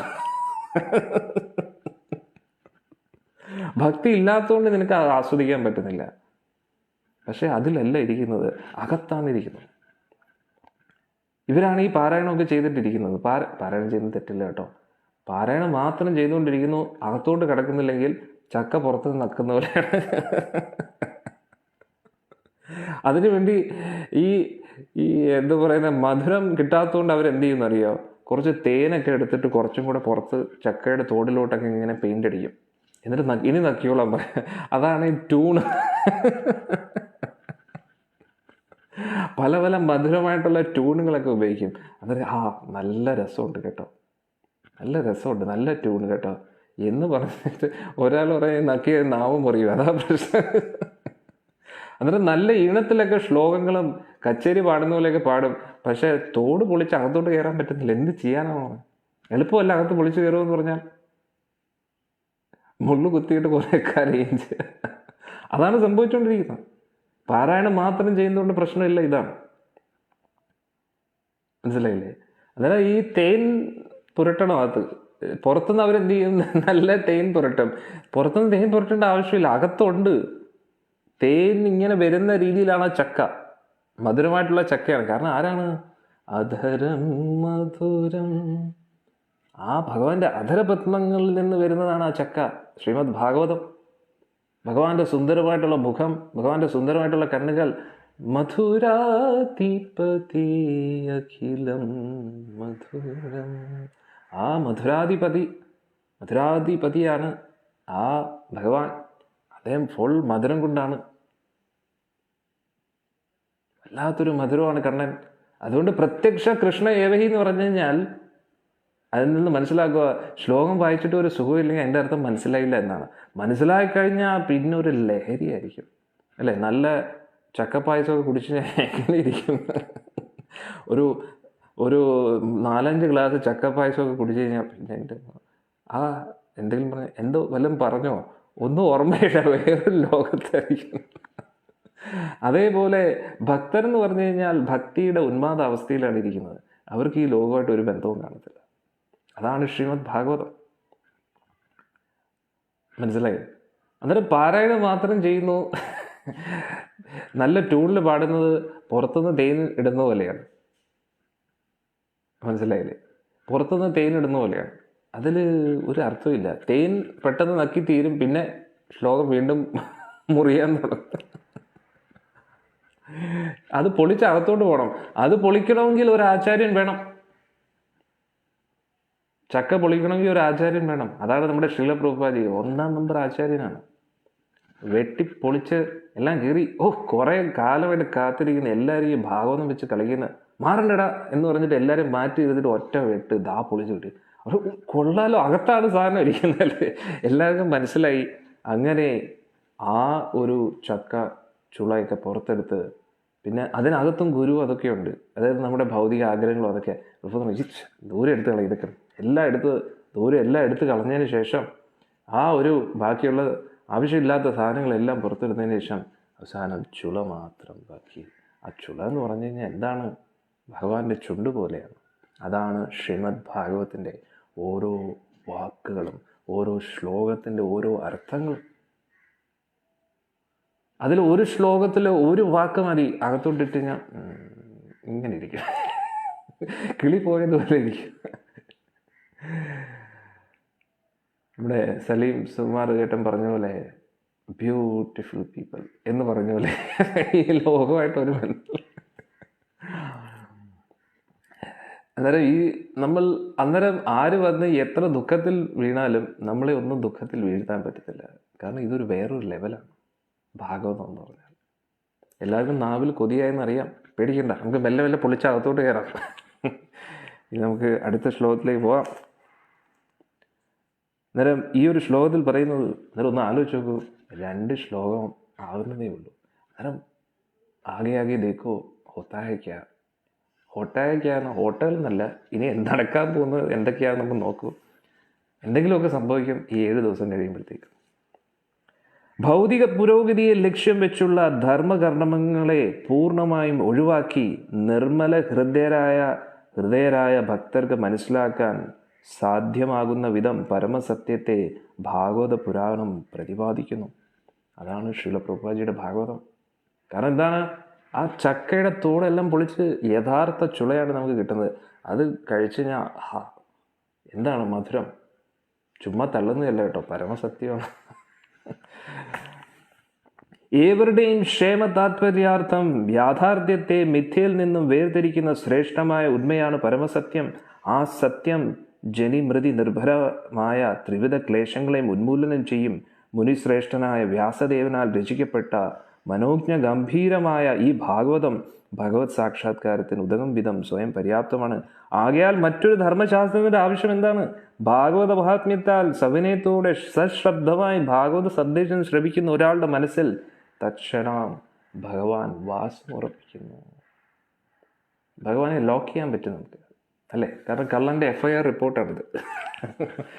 12 സ്കന്ധങ്ങളിൽ ഫുൾ ഇദ്ദേഹം ചെയ്ത എല്ലാ ക്രൈം റിപ്പോർട്ടും ഉണ്ട്, അല്ലേ? തെളിവ് സഹിതം, ദൃക്സാക്ഷികൾ സഹിതം. അതുകൊണ്ട് ആളിന് രക്ഷപ്പെടാൻ പറ്റത്തില്ല. കൈയോട് കള്ളനെ പിടിക്കാൻ പറ്റും. അതാണ് നമ്മൾ മനസ്സിലാക്കേണ്ടത്. ഇനി 3-ാമത്തെ ശ്ലോകം. നിഗമ കൽപതരോർഗളിതം ഫലം ശുഗമുഖാദമൃതദ്രവ സംയുതം പിബത ഭാഗവതം രസമാലയം മുഹുരഹോ രസിക ഭുവി ഭാവുകഃ. അല്ലയോ വിദഗ്ധനും ചിന്താശീലരുമായ ജനങ്ങളെ, വേദസാഹിത്യത്തിലെ ചിന്താമണി വൃക്ഷത്തിന്റെ പരിപക്വ ഫലമാണ് ശ്രീമദ് ഭാഗവതം. ആസ്വദിക്കൂ. ശ്രീല ശുകദേവ് ഗോസ്വാമിയുടെ അധരങ്ങളിൽ നിന്നാണ് അവ ഉദ്ഭവിച്ചത്. കാരണം ശുഗമാണ്, തത്തയാണ്. തത്ത ഒരു ചക്കപ്പഴത്തെ തത്ത വന്ന് കൊത്തിക്കഴിഞ്ഞാൽ ആ ചക്കയുടെ മധുരം കൂടും, അല്ലേ? ആകയാൽ മുക്താത്മാക്കൾ ഉൾപ്പെടെ ഏവരും അതിയായി ഇഷ്ടപ്പെടുന്ന ഈ അമൃതരസം കൂടുതൽ ആസ്വാദ്യമായി തീർന്നിരിക്കുന്നു. കാരണം ശുഭമുഖത്തിൽ നിന്നാണ് നമ്മൾ കേൾക്കുന്നത്. 4-ാമത്തെ ശ്ലോകം. നൈമിഷേ അനിമിഷക്ഷേത്രേ ഋഷയ ശൗനഗാധയ സത്രം സ്വർഗായ ലോകായ സഹസ്രസമാസദ. ഒരിക്കൽ ശൗനക ഋഷിയുടെ നേതൃത്വത്തിൽ ശ്രേഷ്ഠരായ മുനിമാർ നൈമിഷാരണ്യ വനത്തിലെ ഒരു പുണ്യസ്ഥലത്ത് ഭഗവാന്റെയും ഭഗവത് ഭക്തരുടെയും പ്രീതിക്കായി 1000 സംവത്സരം നീണ്ടു നിൽക്കുന്ന മഹത് യജ്ഞം നിർവഹിക്കാൻ സമ്മേളിച്ചു. 5-ാമത്തെ ശ്ലോകം. ത ഏകദാ തു മുനയാ പ്രാതർഹുതാഗ്നയ സത്കൃതം സൂതമാസീനം പ്രപ്രച്ചുരിതമാദരാത്. ഒരു ദിവസം യാഗാഗ്നി ജ്വലിപ്പിച്ച് പ്രഭാത കർമ്മങ്ങളെല്ലാം പൂർത്തിയാക്കിയ ശേഷം ശ്രീല സൂത ഗോസ്വാമിക്ക് ബഹുമാന്യമായി ഇരിപ്പിടം നൽകിക്കൊണ്ട് ശ്രേഷ്ഠരായ ഋഷിമാർ അത്യാദരവോടെ താഴെ പറയുന്ന കാര്യങ്ങളെക്കുറിച്ച് അതീവ താല്പര്യത്തോടെ ആരാഞ്ഞു. അന്നേരം ശൗനകാദി ഋഷികൾ നൈമിഷാരണ്യ വനത്തിൽ ഒത്തുകൂടി കലിയുഗത്തിലുള്ള ജനങ്ങൾക്ക് ആ പരമോന്നത ലോകമായ, ഇവിടെ സ്വർഗം എന്ന് ഉദ്ദേശിച്ച വൈകുണ്ഠമാണ്, ആ വൈകുണ്ഠപ്രാപ്തിക്ക് വേണ്ടി എന്താ ചെയ്യേണ്ടത് എന്നിങ്ങനെ ആലോചിച്ച് വിഷമിച്ചിരിക്കുമ്പോൾ സൂത ഗോസ്വാമിയെ ആ ഒരു വ്യാസപീഠത്തിൽ ഇരുത്തിക്കൊണ്ട് ഋഷിമാർ ചോദിക്കുകയാണ്. ഇതിലൂടെയാണ് ഭാഗവതം ആരംഭിക്കുന്നത്. ഋഷയൗചോ ത്വയാ ഖലു പുരാണാനി സേതിഹാസാനി ജാനക ആഖ്യാതാന്യപ്യധീതാനി ധർമ്മശാസ്ത്രാണി അന്യുത. ഋഷിമാർ ഇപ്രകാരം അരുൾ ചെയ്തു: ആദരണീയനായ സൂത ഗോസ്വാമി, അങ്ങ് സർവ്വപാപങ്ങളിൽ നിന്നും വിമുക്തനും ഉചിതമായ മാർഗനിർദ്ദേശം ലഭിക്കയാൽ ധർമ്മനിഷ്ഠമായ ജീവിതാചാരണത്തിന് ഉതകുന്ന സർവ്വവേദ സാഹിത്യങ്ങളിലും പുരാണങ്ങളിലും ചരിത്രാഖ്യങ്ങളിലും സുഗ്രാഹ്യമുള്ളവരുമാണ്. മാത്രമല്ല അവയൊക്കെ അങ്ങ് സുവ്യക്തവും സവിസ്തരമായി വിശദീകരിക്കുകയും ചെയ്തിട്ടുണ്ട്. ഇത് യോഗ്യതയാണ്. ഒരു സ്ഥാനത്ത് ഇരുന്ന് ഭാഗവതം പറയാനുള്ള യോഗ്യത എന്താണ്? എല്ലാം വിസ്തരിച്ച് പറയണം, ലളിതമായിട്ടുള്ള ഭാഷയിൽ എല്ലാവർക്കും മനസ്സിലാവുന്ന രീതിയിൽ, അല്ലാതെ പാണ്ഡിത്യം കാണിക്കാൻ വേണ്ടി ആകരുത് എന്നാണ് ഉദ്ദേശിക്കുന്നത്. 7-ാമത്തെ ശ്ലോകം. യാനി വേദവിദാം ശ്രേഷ്ഠോ ഭഗവാൻ ബാദരായണഃ അന്യേ ച മുനയഃ സൂത പരാഭര വിദോ വിധു. അല്ലയോ സൂത ഗോസ്വാമി, ശ്രേഷ്ഠ വേദാന്ത പണ്ഡിതനാകിയാൽ അങ്ങേക്ക് പരമദിവ്യോത്തമ പുരുഷനായ വ്യാസദേവന്റെ ജ്ഞാനം പരിചിത്തമാണല്ലോ. മാത്രവുമല്ല ഭൗതികവും അതിഭൗതികവുമായ ജ്ഞാനങ്ങളെല്ലാം നേടിയ സന്യാസി ശ്രേഷ്ഠതയും താങ്കൾക്ക് പരിചയമുണ്ടല്ലോ. ഇതൊക്കെ യോഗ്യതയാണ്, ഒരു ഭഗവാനെക്കുറിച്ച് പറയാനുള്ള യോഗ്യത. വേത്തത്വം സൗമ്യ തത്സർവം തത്വതസ്തദനുഗ്രഹാത് ബ്രൂയാ സ്നിഗ്ധസ്യ ശിഷ്യസ്യ ഗുരവോ ഗുഹ്യമപ്യതേ. അങ്ങ് വിനയാന്യതനാകയാൽ അങ്ങയുടെ ആത്മീയ ആചാര്യന്മാർ ബഹുമതിയായ ഒരു ഉത്തമ ശിഷ്യന് പ്രദാനം ചെയ്യുന്ന എല്ലാവിധ അനുഗ്രഹങ്ങളും അങ്ങയിൽ ചൊരിഞ്ഞു. ആകയാൽ അവരുടെ അടുക്കൽ നിന്നും ശാസ്ത്രീയമായി അഭ്യസിച്ചതെല്ലാം ഞങ്ങൾക്ക് സുവ്യക്തമായി വിശദീകരിച്ച് നൽകാൻ അങ്ങേക്ക് സാധ്യമാണ്. പരമ്പരയിൽ വരുന്ന ആളായിരിക്കണം. തത്ര തത്രാജ്ഞസായുഷ്മാൻ ഭവതായദ്നിശ്ചിതം പുംസാമേകാന്തതഃ ശ്രേയസ്ഥനാ ശംസിതുമർഹസി. ആകയാൽ സാമാന്യ ജനങ്ങളുടെ പരമക്ഷേമത്തിനായി ദീർഘായുസുള്ള അങ്ങ് നിശ്ചയം വരുത്തിയ പൂർണ്ണവും പരമവുമായ നന്മ എന്തെന്ന് ദയവായി ഞങ്ങൾക്ക് മനസ്സിലാക്കുന്ന വിധത്തിൽ സരളമായി വിവരിച്ചു തന്നാലും. പ്രായേണ അല്പായുഷ, ഇത് കലിയുഗത്തിലുള്ള വ്യക്തികളുടെ ലക്ഷണങ്ങളെ കുറിച്ച് പറഞ്ഞു. പ്രായേണ അല്പായുഷ സഭ്യ കലാസ്മിൻ യുഗേ ജന മന്ദ സുമന്ദമതയോ മന്ദഭാഗ്യാഹി ഉപദ്രുത. അല്ലയോ ശ്രേഷ്ഠ പണ്ഡിത, കലി പ്രബലനായ ഈ അയോഗ യുഗത്തിൽ മനുഷ്യർ അല്പായുസുകളാണ് അല്ലേ? അവർ നിർഭാഗ്യവന്മാരുമാണ്, വഴക്കാളികളാണ്. അത് കറക്റ്റാണ്, വളരെ കറക്റ്റാണ്. മടിയന്മാരാണ്, വളരെ വളരെ കറക്റ്റാണ്. മാർഗഭ്രംശം സംഭവിച്ചവരുമാണ്, വളരെ കറക്റ്റാണ്. സർവോപരി സദാ ആകുലരുമാകുന്നു, ആവശ്യമില്ലാത്ത രീതിയിൽ ചിന്തിച്ചുകൊണ്ടിരിക്കും. കറക്റ്റല്ലേ? നമ്മളെക്കുറിച്ചല്ലേ പറയുന്നത് അല്ലേ? നമ്മളെക്കുറിച്ച് തന്നെയാണ് പറയുന്നത്. അല്പായുസുക്കൾ, നിർഭാഗ്യന്മാർ, വഴക്കാളികൾ, മടിയൻ, മാർഗഭ്രംശം സംഭവിച്ചവർ, വെറുതെ ചിന്തിച്ചുകൊണ്ടിരിക്കുന്നു. ഇങ്ങനെയായിരുന്നു നമ്മൾ. അതിൽ നിന്നെല്ലാം നമ്മൾ രക്ഷപ്പെട്ടു. എന്തുകൊണ്ട്? ഭാഗവതം ഭക്തി ലഭിച്ചതുകൊണ്ട്. അല്ലെങ്കിൽ നിങ്ങളുടെ ചുറ്റുമുള്ള ആൾക്കാരെ നോക്കിക്കഴിഞ്ഞാൽ ഇങ്ങനെയുള്ള ആൾക്കാരാണ്. ഏതൊക്കെയാണ്? അല്പായുസുക്കൾ, നിർഭാഗ്യന്മാർ, വഴക്കാളി, മടിയൻ, മാർഗഭ്രംശം സംഭവിച്ചവർ, സർവോപരി ചിന്തിച്ചുകൊണ്ടിരിക്കും. ആവശ്യമില്ലാത്ത കാര്യങ്ങളെക്കുറിച്ച് ചിന്തയിൽ ഇങ്ങനെ മഗ്നരായിട്ടിരിക്കുന്നു. 11ാമത്തെ ശ്ലോകം. ഭൂരിണീ ഭൂരി കർമാണി ശ്രോതവ്യാനി വിഭാഗശ അതസാദോത്ര യത്സാരം സമുദ്ധൃത്യ മനീഷയ. ബഹുവിധങ്ങളായ അനവധി വേദശാസ്ത്രങ്ങളിലെല്ലാം നിരവധി നിർദ്ദിഷ്ട കർത്തവ്യങ്ങളുണ്ടെങ്കിലും വ്യത്യസ്ത ഭാഗങ്ങളായി അനേക വർഷം അഭ്യസനങ്ങളിലൂടെ മാത്രമേ അവ പൂർണ്ണമായി ഗ്രഹിക്കാൻ സാധ്യമാകുകയുള്ളൂ. ആകയാൽ അല്ലയോ മുനിവര്യ, സമസ്ത ജീവജാലങ്ങളുടെയും ക്ഷേമത്തിനായി ഈ സർവ്വ വേദശാസ്ത്രങ്ങളുടെയും വിശിഷ്ട അന്തസത്ത എന്തെന്ന് ദയവായി വിശദമാക്കിയാലും അവിദ്ധമുള്ള നിർദ്ദേശങ്ങളാൽ അവരുടെ ഹൃദയം പൂർണ്ണമായും സംതൃപ്തമാക്കട്ടെ. അന്നേരം വെറുതെ കിട്ടിയ ജ്ഞാനമല്ല സുത ഗോസ്വാമിക്ക്. എല്ലാ വേദശാസ്ത്രങ്ങളും ഇതെല്ലാം പഠിച്ച് അത് ജീവിതത്തിൽ ആചരിച്ചുകൊണ്ട് ലഭിച്ച പരമസാക്ഷാത്കാരമാണ്. അതുമാത്രമേ ഒരാളുടെ ഹൃദയത്തിൽ സംതൃപ്തി കൊണ്ടുവരൂ എന്ന് പറയുന്നു. 12ാമത്തെ ശ്ലോകം. സൂതജാനാസി ഭദ്രം തേ ഭഗവാൻ സാത്വതാംപതി ദേവക്യാം വസുദേവസ്യ ജാതോ യസ്യ ചികീർഷയ. അല്ലയോ സൂത ഗോസ്വാമി, അങ്ങേക്ക് സർവമംഗളങ്ങളും നേരുന്നു. വസുദേവൻ തനയനായ പരമദിവ്യോത്തമ പുരുഷൻ ദേവകി ഗർഭത്തിൽ ആവിർഭവിച്ചതിൻ്റെ മുഖ്യ ഉദ്ദേശം താങ്കൾ അറിയുന്നു. കണ്ടോ, കള്ളനെ പിടിക്കാൻ തുടങ്ങുകയാണ്. കള്ളനെക്കുറിച്ച് അന്വേഷണം തുടങ്ങി. ശ്ലോക 13. തന്ന ശുശ്രൂഷമാണമർഹസ്യങ്കാനുവർണിതം യസ്യാവതാരുഭൂതാനാം ക്ഷേമായച്ഛ ഭവായച്ഛ. ഓ സൂത ഗോസ്വാമി, പരമദിവ്യോത്ത പുരുഷനെ അദ്ദേഹത്തിൻ്റെ ഹരിബോൾ പ്രസാദ് ലിഖിജി. സൂത ഗോസ്വാമി, പരമദിവ്യോത്തമ പുരുഷനെയും അദ്ദേഹത്തിൻ്റെ അവതാരങ്ങളെയും കുറിച്ച് അറിയാൻ ഞങ്ങൾ ആകാംക്ഷഭരിതരാണ്. ഇതാണ് വേണ്ടത്, ആകാംക്ഷഭരിതരാകണം. ഊണും ഉറക്കവും എല്ലാം കളഞ്ഞിട്ട് നമ്മളിപ്പോൾ അതല്ലേ ചെയ്തുകൊണ്ടിരിക്കുന്നല്ലേ? എല്ലാവരും ചോദിക്കും, വേറെ ജോലിയില്ലേ? ഒരു സുന്ദർ സഖയുണ്ട്, ഒരു ഫേസ്ബുക്കും ഉണ്ട് അല്ലേ? വേറെ ജോലിയില്ലേ ഇങ്ങനെ കേട്ടുകൊണ്ടിരിക്കാൻ? ആൾക്കാർ വിചാരിക്കും സുന്ദർ സഖ പറയുന്നുണ്ട് കേൾക്കുന്നതാണ്. പക്ഷെ നിങ്ങൾക്കല്ലേ അറിയോ, കൃഷ്ണനെ കുറിച്ചാണ് കേൾക്കാൻ താല്പര്യം. അപ്പം കൃഷ്ണനെക്കുറിച്ച് പറഞ്ഞിട്ട് ഞാൻ മറ്റ് നടന്മാരെ, സിനിമാ നായകന്മാരെ കുറിച്ച് പറഞ്ഞു കഴിഞ്ഞാൽ ആരെങ്കിലും കേൾക്കുക? ആർക്കും കേൾക്കാൻ താല്പര്യം. കാരണം നിത്യഹരിത നായകൻ നമ്മുടെ ഗുരുവായൂരപ്പൻ, നിത്യഹരിത നായകൻ നമ്മുടെ രാധക്കുട്ടി അല്ലേ? അവരുടെ ചരിതം എത്ര കേൾക്കുന്നോ കേട്ടാലും മതിയാവത്തില്ല. 24 മണിക്കൂർ കേട്ടുകൊണ്ടിരുന്നാലും മതിയാവത്തില്ല എന്നുള്ളത്. കാരണം എന്താണ്? നിങ്ങൾക്ക് എല്ലാവർക്കും ഭഗവാനെ അത്രയും ഇഷ്ടമാണ്. അതാണ് നമ്മൾ മനസ്സിലായി. ഇതാണ് ജീവിതത്തിൻ്റെ പരമോന്നത ലക്ഷ്യം.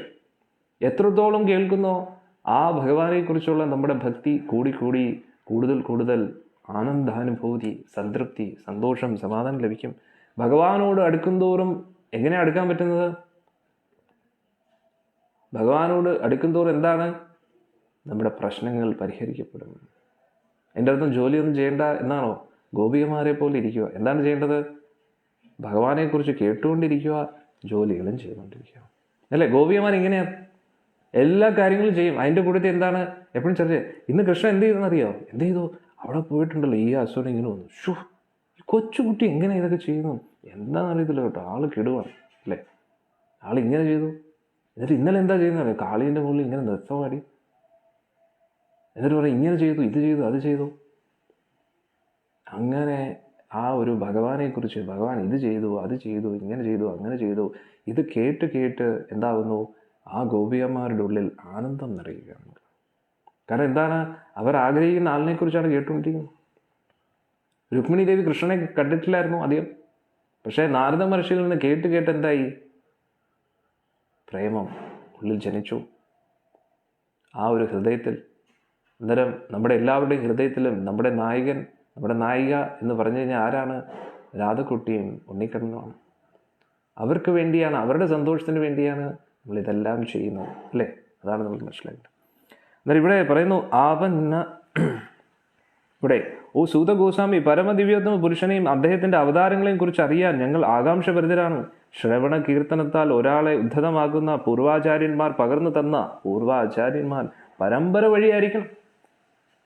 അല്ലാതെ ഏതെങ്കിലുമൊക്കെ ബുക്ക് വായിച്ചിട്ട് എനിക്ക് ഭാഗവതം അറിയാം എന്ന് പറഞ്ഞിട്ടല്ല, പരമ്പര അനുസരിച്ച് ലഭിക്കുന്ന ഭാഗവതമായിരിക്കും. ഒരാളും കൂടെ ഉണ്ടായിരുന്നു കൊള്ളായിരുന്നല്ലേ? വേണ്ടെന്നായിരിക്കും പറയുന്നത്.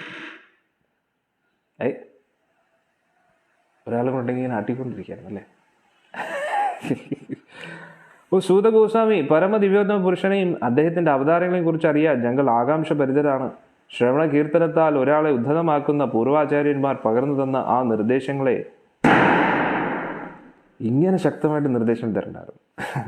അന്നേരം ആ നിർദ്ദേശങ്ങളെ സുവ്യക്തവും സവിസ്തരവുമായി ഞങ്ങൾക്ക് ദയവായി വിശദീകരിച്ചു തന്നാലും എന്ന് ശൗനകാദി ഋഷികൾ പറയുന്നു. 14-ാമത്തെ ശ്ലോകം. ആപന്ന സംസൃതിം ഘോരാം യദ്നാമ വിവശോഷഗൃണാൻ തഥാ സദ്യോ മച്ചേതയത് വിവേദി സ്വയം ഭയം. സ്വയം വ്യക്തിസ്വരൂപം പൂണ്ട ഭയം കൊടും ഭീതിയോടെ ചിന്തിക്കുന്ന കൃഷ്ണന്റെ പവിത്ര നാമം ബോധപൂർവം അല്ലാതെ ജപിക്കുക കൂടി ജനിമൃതി ആവർത്തന ചക്രമാകുന്ന ഘോര പ്രതിബന്ധങ്ങളിൽ ആകപ്പെട്ടിരിക്കുന്ന ജീവാത്മാക്കൾ തക്ഷണം സ്വതന്ത്രരാക്കപ്പെടുന്നു. നോക്കണേ, ഒറ്റ നിമിഷം കൊണ്ട് സംസാര ചക്രത്തിൽ നിന്നൊക്കെ രക്ഷപ്പെടും. എങ്ങനെയാണ്? എല്ലാവിധ പ്രശ്നത്തിൽ നിന്നും ഭഗവാനെ കുറിച്ച് കേട്ടു. യത്പാദ സംശ്രയാ സൂതമുനയാ പ്രശമായന സദ്യ പുനന്ത്യൂപസ്പൃഷ്ട സ്വധ്യുന്യാപോ അനുസേവയ. അല്ലയോ സൂതഗോസ്വാമി, ഭഗവാന്റെ പാദാംബുജങ്ങളിൽ അഭയം പ്രാപിച്ച മുനിശ്രേഷ്ഠന്മാർ തൽക്ഷണം തന്നെ അവരുമായി സംസർഗത്തിൽ ഏർപ്പെട്ടുന്നവരെ പവിത്രീകരിക്കുന്നു. നോക്കണേ, ഭഗവാനെ കുറിച്ച് ഡയറക്റ്റ്ലി ശ്രവിക്കുന്നവർ മാത്രമല്ല, അങ്ങനെ ശ്രവിക്കുന്നവർ, നിങ്ങളെല്ലാവരും വളരെ കെയർഫുൾ ആയിട്ടിരിക്കണം. കാരണം നിങ്ങളുടെ സമ്പർക്കത്തിൽ വരുന്നവരെല്ലാവരും ഭക്തരായി പോകും അല്ലേ? നിങ്ങളുമായിട്ട് എന്തെങ്കിലും ഒരു സമ്പർക്കം ലഭിച്ചു കഴിഞ്ഞാൽ അവരുടെ ഉള്ളിലും ഭക്തി കയറുന്നുണ്ടോ? വളരെ കെയർഫുൾ ആയിട്ടിരിക്കും. വലിയൊരു പകർച്ചവ്യാധിയാണിത്.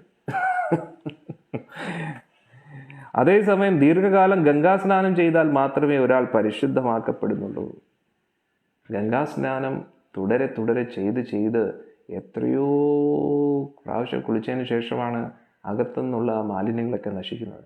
പക്ഷേ ഭഗവാനെക്കുറിച്ച് നിത്യേന ശ്രവിക്കുന്ന ഒരാളുടെ സമ്പർക്കത്തിൽ ആര് വന്നാലും അവരുടെ ഉള്ളിലും ആ ഒരു ഭക്തി കയറുന്നുള്ളതാണ്. കോവാ ഭഗവതസ്തസ്യ പുണ്യശ്ലോകേഭ്യകർമ്മണ ശുദ്ധികാമോ ന ശൃണുയാദൃശാകമേ കലിമലാപഹം. കലിയുഗത്തിലെ പാപകർമ്മങ്ങളിൽ നിന്നും മോചനം നേടുവാനായി നന്മ നിറഞ്ഞ ഭഗവത് മഹാത്മ്യങ്ങൾ ശ്രവിക്കാൻ താല്പര്യം കാട്ടാത്ത ആരുണ്ട് ഇവിടെ? എല്ലാവരും കേട്ടുകൊണ്ടിരിക്കുകയാണ് അല്ലേ? ഭഗവാനെക്കുറിച്ച് താല്പര്യം ഇല്ലാത്തവർ, അവർ ജീവനില്ലാത്ത ശരീരം പോലെയാണ് എന്നാണ് മനസ്സിലാക്കുന്നത്. തസ്യ കർമാണി ഉദാരാണി പരിഗീതാനി സൂര്യഭി ബ്രൂഹീന ശ്രദ്ധധാരാണാം ലീലയാ ദദാകല. ഭഗവാന്റെ പ്രൗഢിയേറിയതും ഔദാര്യപൂർവമായ അത്ഭുത കർമ്മങ്ങളൊക്കെ നാരദനെ പോലെയുള്ള ശ്രേഷ്ഠ ജ്ഞാനികളായ ഋഷിവര്യന്മാർ ആലപിക്കുന്നു. നിരവധി വിഭിന്ന അവതാരങ്ങളിൽ ഭഗവാൻ നിർവഹിച്ച വീരസാഹസ കൃത്യങ്ങളെ ശ്രവിക്കാൻ വ്യഗ്രരായിരിക്കുന്ന ഞങ്ങൾക്ക് ദയവായി അവയ്ക്കൊന്ന് വർണ്ണിച്ചെന്നാണ് അല്ലേ? ആ ട്രെയിലറൊക്കെ ഒരുപാട് കണ്ടിട്ടുണ്ട് നായകനെ കുറിച്ച് അല്ലേ? വളരെ വൈറലായിട്ടുള്ള ട്രെയിലറാണ്. എല്ലാ സ്വർഗലോകത്തെയും എല്ലാ ഉപരിലോകങ്ങളിലെയും ഫേസ്ബുക്ക് പേജിൽ വൈറലായിക്കൊണ്ടിരിക്കുകയാണ്. സോഷ്യൽ മീഡിയ, ഇൻസ്റ്റാഗ്രാമിലൊക്കെ കൃഷ്ണൻ ഇങ്ങനെ ചെയ്തു അങ്ങനെ ചെയ്തു എന്നൊക്കെ ഒരുപാട് ട്രെയിലർ കണ്ടു. പക്ഷേ സിനിമ കാണാൻ വലിയ താല്പര്യമായി. എപ്പോഴാണ് ആ സിനിമ ഇറങ്ങുന്നത്, എത്രയും പെട്ടെന്ന് നമുക്ക് ആ സിനിമ ഒന്ന് കാണിച്ചു തരൂ, ഏത് തിയേറ്ററിലാണ് ഓടുന്നത് എന്നുള്ള രീതിയിൽ ശൗനകാദി ഋഷികൾ സൂത ഗോസ്വാമിയോട് ചോദിക്കുകയാണ്. ആ ആക്ഷൻ ത്രില്ലർ, നായകൻ്റെ വീരസാഹസങ്ങൾ, അദ്ദേഹത്തിൻ്റെ ആ പഞ്ച്, അദ്ദേഹത്തിൻ്റെ ആ കിക്ക് അല്ലേ, അതൊക്കെ എന്താണ്, അതൊക്കെ അദ്ദേഹത്തിൻ്റെ ഇടി, അദ്ദേഹത്തിൻ്റെ ചവിട്ട്, അദ്ദേഹത്തിൻ്റെ തൊഴി, അദ്ദേഹത്തിൻ്റെ ചിരി, അദ്ദേഹത്തിൻ്റെ ഹെയർ സ്റ്റൈല്, അദ്ദേഹത്തിൻ്റെ ആ ഒരു പാട്ട്, ഇതെല്ലാം കേൾക്കാൻ വളരെ ഇഷ്ടമാണ് അല്ലേ. അദ്ദേഹത്തിൻ്റെ ദർശനം കിട്ടാൻ വലിയ താല്പര്യമുണ്ട്. അന്നേരം ദർശനം കണ്ണിലൂടെയല്ല, ആദ്യം ശ്രവണത്തിലൂടെയാണ്. ശ്രവണത്തിലൂടെ നമുക്ക് ദർശനം ലഭിക്കുമ്പോൾ പിന്നെ പ്രത്യക്ഷത്തിൽ ഭഗവാൻ വരും. ആദ്യം ചെവിയിലൂടെയാണ് ദർശനം തുടങ്ങുന്നത്. ഓക്കെ, അതാഖ്യാഹി ഹരേർ ധീമൻ. കാരണം ശ്രവണത്തിലൂടെ എന്ത് പറ്റും, നമ്മൾ കൃഷ്ണനെ കാണുന്നത് ഹൃദയത്തിലൂടെയാണ്. ഈ കണ്ണ് പ്രവർത്തിക്കുന്നത് ഹൃദയത്തിലൂടെയാണ്. നമ്മുടെ മനോഭാവം അനുസരിച്ചാണ് ഈ കാഴ്ചകൾ കാണുന്നത്. ഈ കണ്ണ് ആക്ച്വലി വെറും ഒരു ഉപകരണം മാത്രമാണ്. ഓരോ വ്യക്തികളുടെ തലയിലും കണ്ണുകൾ ഉണ്ടെങ്കിലും ഓരോ വ്യക്തികളും കാണുന്നത് വ്യത്യസ്ത രീതിയിലാണ്. അവരുടെ മനോഭാവം അനുസരിച്ചാണ് ഈ ലോകത്തെ കാണുന്നത്. അന്നേരം ഈ കണ്ണ് ഉപകരണമായിട്ട് പ്രവർത്തിക്കുന്നേ ഉള്ളൂ. ഇതേ കണ്ണ് തന്നെ വേറൊരാളുടെ ശരീരത്തിൽ വെച്ചാലും അവർ കാണുന്ന കാഴ്ച വേറെ ആയിരിക്കും. അന്നേരം കണ്ണ് കാണുന്നത് ഇതിലൂടെയല്ല, നമ്മുടെ ഹൃദയത്തിലൂടെയാണ്. അതുകൊണ്ട് ശ്രവണത്തിലൂടെ ഹൃദയത്തിലെ മാലിന്യങ്ങൾ നശിപ്പിക്കണം. എന്നിട്ട് നമുക്ക് ഈ കണ്ണിലൂടെ കൃഷ്ണനെ കാണാൻ പറ്റും. അന്നേരം ശ്രവണമാണ് മാർഗം. കാരണം ഭഗവാനെ കാണുന്നതിൽ നിന്നും തടസ്സപ്പെടുത്തുന്നത് നമ്മുടെ ഹൃദയത്തിലെ മാലിന്യങ്ങളാണ്. അതാണ് പോകേണ്ടത്. അതാണ് ചൈതന്യ മഹാപ്രഭു പറഞ്ഞത്. ഇതാണ് ചേതോദർപ്പണമാർജനം. അതാണ് നമ്മൾ ചെയ്യുന്നത്. ശ്രവണം ശ്രവണം ശ്രവണം ശ്രവണം ശ്രവണം ശ്രവണം ചെയ്ത് എന്താവും, കീർത്തനം കീർത്തനം കീർത്തനം, ശ്രവണം കീർത്തനം ശ്രവണം കീർത്തനം, പിന്നെ സ്മരണ സ്മരണ സ്മരണ. ഭഗവാനെക്കുറിച്ച് നമ്മൾ പോലും ഓർക്കാൻ ശ്രമിക്കാതെ തന്നെ ഭഗവാനെക്കുറിച്ച് ഓർമ്മ വരും. അതാണ് ഉദ്ധവർ. ഇനി നമ്മൾ പഠിക്കും, അതൊക്കെ വരുന്നുണ്ട്. ഇനി എന്താ ഗംഭീര സീനുകളല്ലേ ഇനി അങ്ങോട്ട് കിടക്കുന്നത് അല്ലേ, ഈ ഒരാഴ്ച കൊണ്ട് നമ്മൾ ചർച്ച ചെയ്യാൻ പോകുന്നത്. അന്നേരം അവിടെ ഓരോരോ രംഗത്ത് ഉദ്ധവരൊക്കെ വന്നിട്ട് വൃന്ദാവനവാസികളോട് പറയുകയാണ്, എല്ലായിടത്തും ഭഗവാൻ ഉണ്ടെന്നൊക്കെ പറയുമ്പോൾ, ഉദ്ധവ നിൽക്കൂ, നമ്മൾ ഭഗവാനെ ഒന്ന് മറക്കാൻ ശ്രമിക്കുകയാണ്. എവിടെ പോയാലും അദ്ദേഹത്തെക്കുറിച്ചുള്ള ചിന്തയാണ്. ജീവിക്കാൻ പറ്റുന്നില്ല, ശ്വാസം എടുക്കാൻ പോലും താല്പര്യമില്ല. അദ്ദേഹം ഇല്ലാതെ ഈ ലോകത്തിൽ താമസിക്കുക ശൂന്യമാണ്. ഇതം ജഗത് സർവം, ലോകം മുഴുവൻ ശൂന്യമായിട്ട് തോന്നുന്നു. ഒന്നിനോട് ഒരു സുഖം തോന്നുന്നില്ല, ഒരു മടുപ്പ് തോന്നുന്നു. കാരണം കൃഷ്ണനില്ല. അതുകൊണ്ട് ദയവ് ചെയ്ത് കൃഷ്ണനെക്കുറിച്ച് ഓർമ്മിപ്പിക്കാറ്. എന്നാൽ ഉദ്ധവ് ഇതെന്തൊരു ആൾക്കാരല്ലേ. അവിടെ യോഗികളൊക്കെ കഷ്ടപ്പെട്ട് ഭഗവാനെ ധ്യാനിക്കാൻ ശ്രമിക്കുമ്പോൾ ഇവർ കഷ്ടപ്പെട്ട് ഭഗവാനെ മറക്കാൻ ശ്രമിക്കും. കാരണം ഓർക്കും തോറും ബോധം കെട്ട് വീഴുകയാണല്ലോ. ഭഗവാൻ ഇല്ലാതെ ഒരു നിമിഷം പോലും നിൽക്കാൻ താല്പര്യമില്ല. അല്ലയോ സൂത ഗോസ്വാമി, പരമപുരുഷനായ ഭഗവാന്റെ ബഹുവിധങ്ങളായ അവതാരങ്ങളുടെ അതീന്ദ്രിയ ലീലകളെക്കുറിച്ച് അഥവാ വീരകൃത്യങ്ങളെക്കുറിച്ച് ദയവായി ഞങ്ങൾ വർണ്ണിച്ചു തന്നാലും. പരമനിയന്താവായ ഭഗവാന്റെ അവണ്ണമുള്ള മംഗളകരമായ വീരസാഹസ്യ കൃത്യങ്ങളും ലീലകളും ഭഗവാന്റെ ആന്തരിക ശക്തികളാലാണ് നിർവഹിക്കപ്പെടുന്നത്. ഭഗവാന്റെ ലീലകളൊന്നും ഭൗതിക ശക്തിയാലല്ല, ആധ്യാത്മിക ശക്തിയാലാണ്. 19 ശ്ലോകം. വയം തൂ ന വിതൃപ്യാമ ഉത്തമ ശ്ലോക വിക്രമേ യത് ശൃണ്വതാം രസജ്ഞാന സ്വാദു പദേ പദേ. സ്തോത്രങ്ങളാലും പ്രാർത്ഥനകളാലും പ്രകീർത്തിക്കപ്പെടുന്ന പരമദിവ്യോത്തമ പുരുഷന്റെ അതീന്ദ്രിയ ലീലകൾ ശ്രവിച്ച് ഞങ്ങൾക്ക് ഒരിക്കലും മടുപ്പുണ്ടാകുന്നില്ല.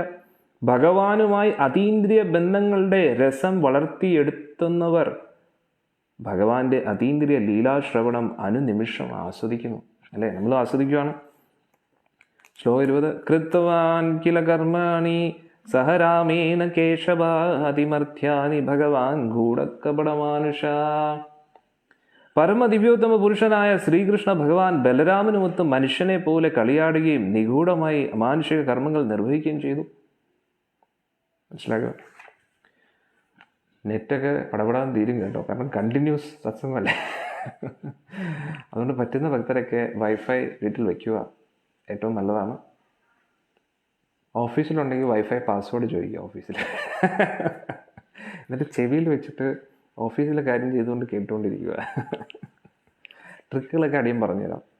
കാരണം നെറ്റ് റീചാർജ് ചെയ്യുമ്പോഴത്തേക്കൊക്കെ ഒരു റീചാർജ് തന്നെ 250 രൂപയൊക്കെ പോകും. അതിന് പകരം ഒരു 600 രൂപ 500 രൂപയ്ക്കൊക്കെ 700 രൂപയ്ക്കൊക്കെ അൺലിമിറ്റഡ് ഇൻ്റർനെറ്റ് മാസം ലഭിക്കും. വിലയോ തുച്ഛം, ഗുണമോ മെച്ചം, അല്ലേ? 21 കലിമാഗതമാജ്ഞായ ക്ഷേത്രോ അസ്മിൻ വൈഷ്ണവേ വയം ആസീന ദീർഘസത്രേണ കഥയാം സക്ഷണഹരേ. കലിയുഗം നേരത്തെ ആരംഭിച്ചു കഴിഞ്ഞു എന്ന് നല്ലവണ്ണം മനസ്സിലാക്കിയ നാം ഇവിടെ പുണ്യസ്ഥലത്ത് സമ്മേളിച്ചിരിക്കുന്നത് ഭഗവാന്റെ അതീന്ദ്രിയ സന്ദേശം സവിസ്തരം ശ്രവിക്കുവാനും അപ്രകാരമുള്ള യജ്ഞം നിർവഹണത്തിനുമായി ആകുന്നു എന്ന് ശൗനകാദി ഋഷികൾ പറയുന്നു. പിന്നെ നിങ്ങളുടെ സെമ്മിന് തന്നെ അൺലിമിറ്റഡ് ഓപ്ഷൻസ് കാണും, മനസ്സിലായില്ലേ?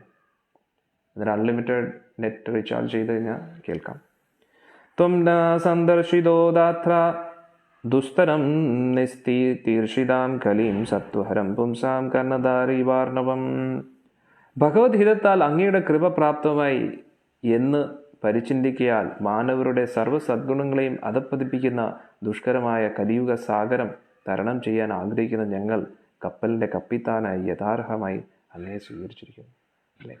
നമ്മൾ സംസാര സാഗരത്തിൽ ഇങ്ങനെ മുങ്ങിക്കൊണ്ടിരിക്കുകയാണ്, കലിയാകുന്ന സംസാര സാഗരത്തിൽ. ഇത് നമുക്ക് രക്ഷ നൽകാൻ പറ്റുന്നത് ശ്രീമദ് ഭാഗവതമാണ്. ആ ഭാഗവതം നമുക്ക് പഠിപ്പിച്ച് നൽകുന്ന ശ്രീ പ്രഭുപാദജി, അദ്ദേഹമാണ് നമ്മുടെ കപ്പലിൻ്റെ കപ്പിത്താൻ. അദ്ദേഹത്തിൻ്റെ ആ കപ്പലാണ് ഹരേകൃഷ്ണ പ്രസ്ഥാനം. ആ കപ്പലിൽ ഇരുന്നു കൊണ്ട് നമ്മൾ ഭഗവാന്റെ ധാമത്തിലേക്ക് പോവാം. 23-ാമത്തെ ശ്ലോകം നമുക്ക് ചർച്ച ചെയ്യാം. ആദ്യത്തെ അധ്യായം തീരുക. കൊള്ളാം അല്ലേ? ആദ്യത്തെ അധ്യായം ഇനി അങ്ങോട്ട് കിടക്കുമല്ലേ. അന്നേരം പിന്നെ വേറൊരു സംഭവം, അഥവാ നിങ്ങൾ എന്തെങ്കിലുമൊക്കെ ബുദ്ധിമുട്ടാണെങ്കിലും കുഴപ്പമില്ല, പോയിട്ട് ഇടയ്ക്കിടയ്ക്ക് പ്രത്യക്ഷപ്പെട്ടാലും കുഴപ്പമില്ല. ഭാഗവതം കേക്ക് മാതിരിയാണ്. എവിടെ നിന്നും തുടങ്ങാം. ഇവിടെ നിന്ന് തുടങ്ങിയാലും മധുരം, അവിടെ നിന്ന് തുടങ്ങിയാലും മധുരം, എവിടെ നിന്ന് തുടങ്ങിയാലും മധുരത്തിനൊരു കുറവില്ല. അതേപോലെയാണ്, മനസ്സിലായില്ല? അതുകൊണ്ട് ഇടയ്ക്കിടയ്ക്ക് കേട്ടാലും ഭക്തരുടെ സൗകര്യാർത്ഥം ചെയ്യാം. ഞാൻ എന്തായാലും കണ്ടിന്യൂ ചെയ്തു. ഞാൻ ഭഗവാന്റെ സന്തോഷത്തിനും എല്ലാവരുടെ സന്തോഷത്തിനും നിങ്ങളുടെ എല്ലാവരുടെയും നന്മയ്ക്കും. കാരണം ഭാഗവത യജ്ഞം എന്ന് പറഞ്ഞാൽ ലോകത്തെ മുഴുവൻ പരിശുദ്ധീകരിക്കുന്നതാണ്. അന്നേരം അടിയൻ ഒരു യജ്ഞം ചെയ്യുകയാണ്, ഭാഗവത യജ്ഞം. മനസ്സിലായില്ലേ? ഭഗവാന്റെ സന്തോഷത്തിന് വേണ്ടി അതെന്തായാലും അടിയൻ തുടരുകയാണ്. അതുകൊണ്ട് പറ്റുന്ന ഭക്തർക്കൊക്കെ നിൽക്കാം. ബുദ്ധിമുട്ടായിട്ടുള്ളവർ വിഷമിക്കേണ്ട ആവശ്യമില്ല. പോയിട്ട് വീണ്ടും ഇടയ്ക്കിടയ്ക്ക് പ്രത്യക്ഷപ്പെടാം, ഒന്ന് കേൾക്കാം, വീണ്ടും കേൾക്കാം, വീണ്ടും വരാം, വീണ്ടും പോവാം, വീണ്ടും പോവാം, അങ്ങനെയൊക്കെ. 23-ാമത്തെ ശ്ലോകം. ബ്രൂഹി യോഗേശ്വരേ കൃഷ്ണേ ബ്രഹ്മണ്യേ ധർമ്മവർമ്മണി സ്വാം കാഷ്ടമധുനോ പ്രേതേ ധർമ്മകം ശരണം ഗതാ. സർവമായ ശക്തികളുടെയും അധിപനും നിരപേക്ഷ സത്യവുമായ ശ്രീകൃഷ്ണൻ സ്വധാമത്തിലേക്ക് പ്രയാണം ചെയ്ത ശേഷം അസ്തശക്തമായ ധർമ്മതത്വങ്ങൾ ഇപ്പോൾ അഭയം പ്രാപിച്ചിരിക്കുന്നത് ആരെയാണെന്ന് ദയവായി അറിയിച്ചാലും എന്ന് ശൗനകാദി ഋഷികൾ സൂതഗോസ്വാമി ചോദിക്കുകയാണ്.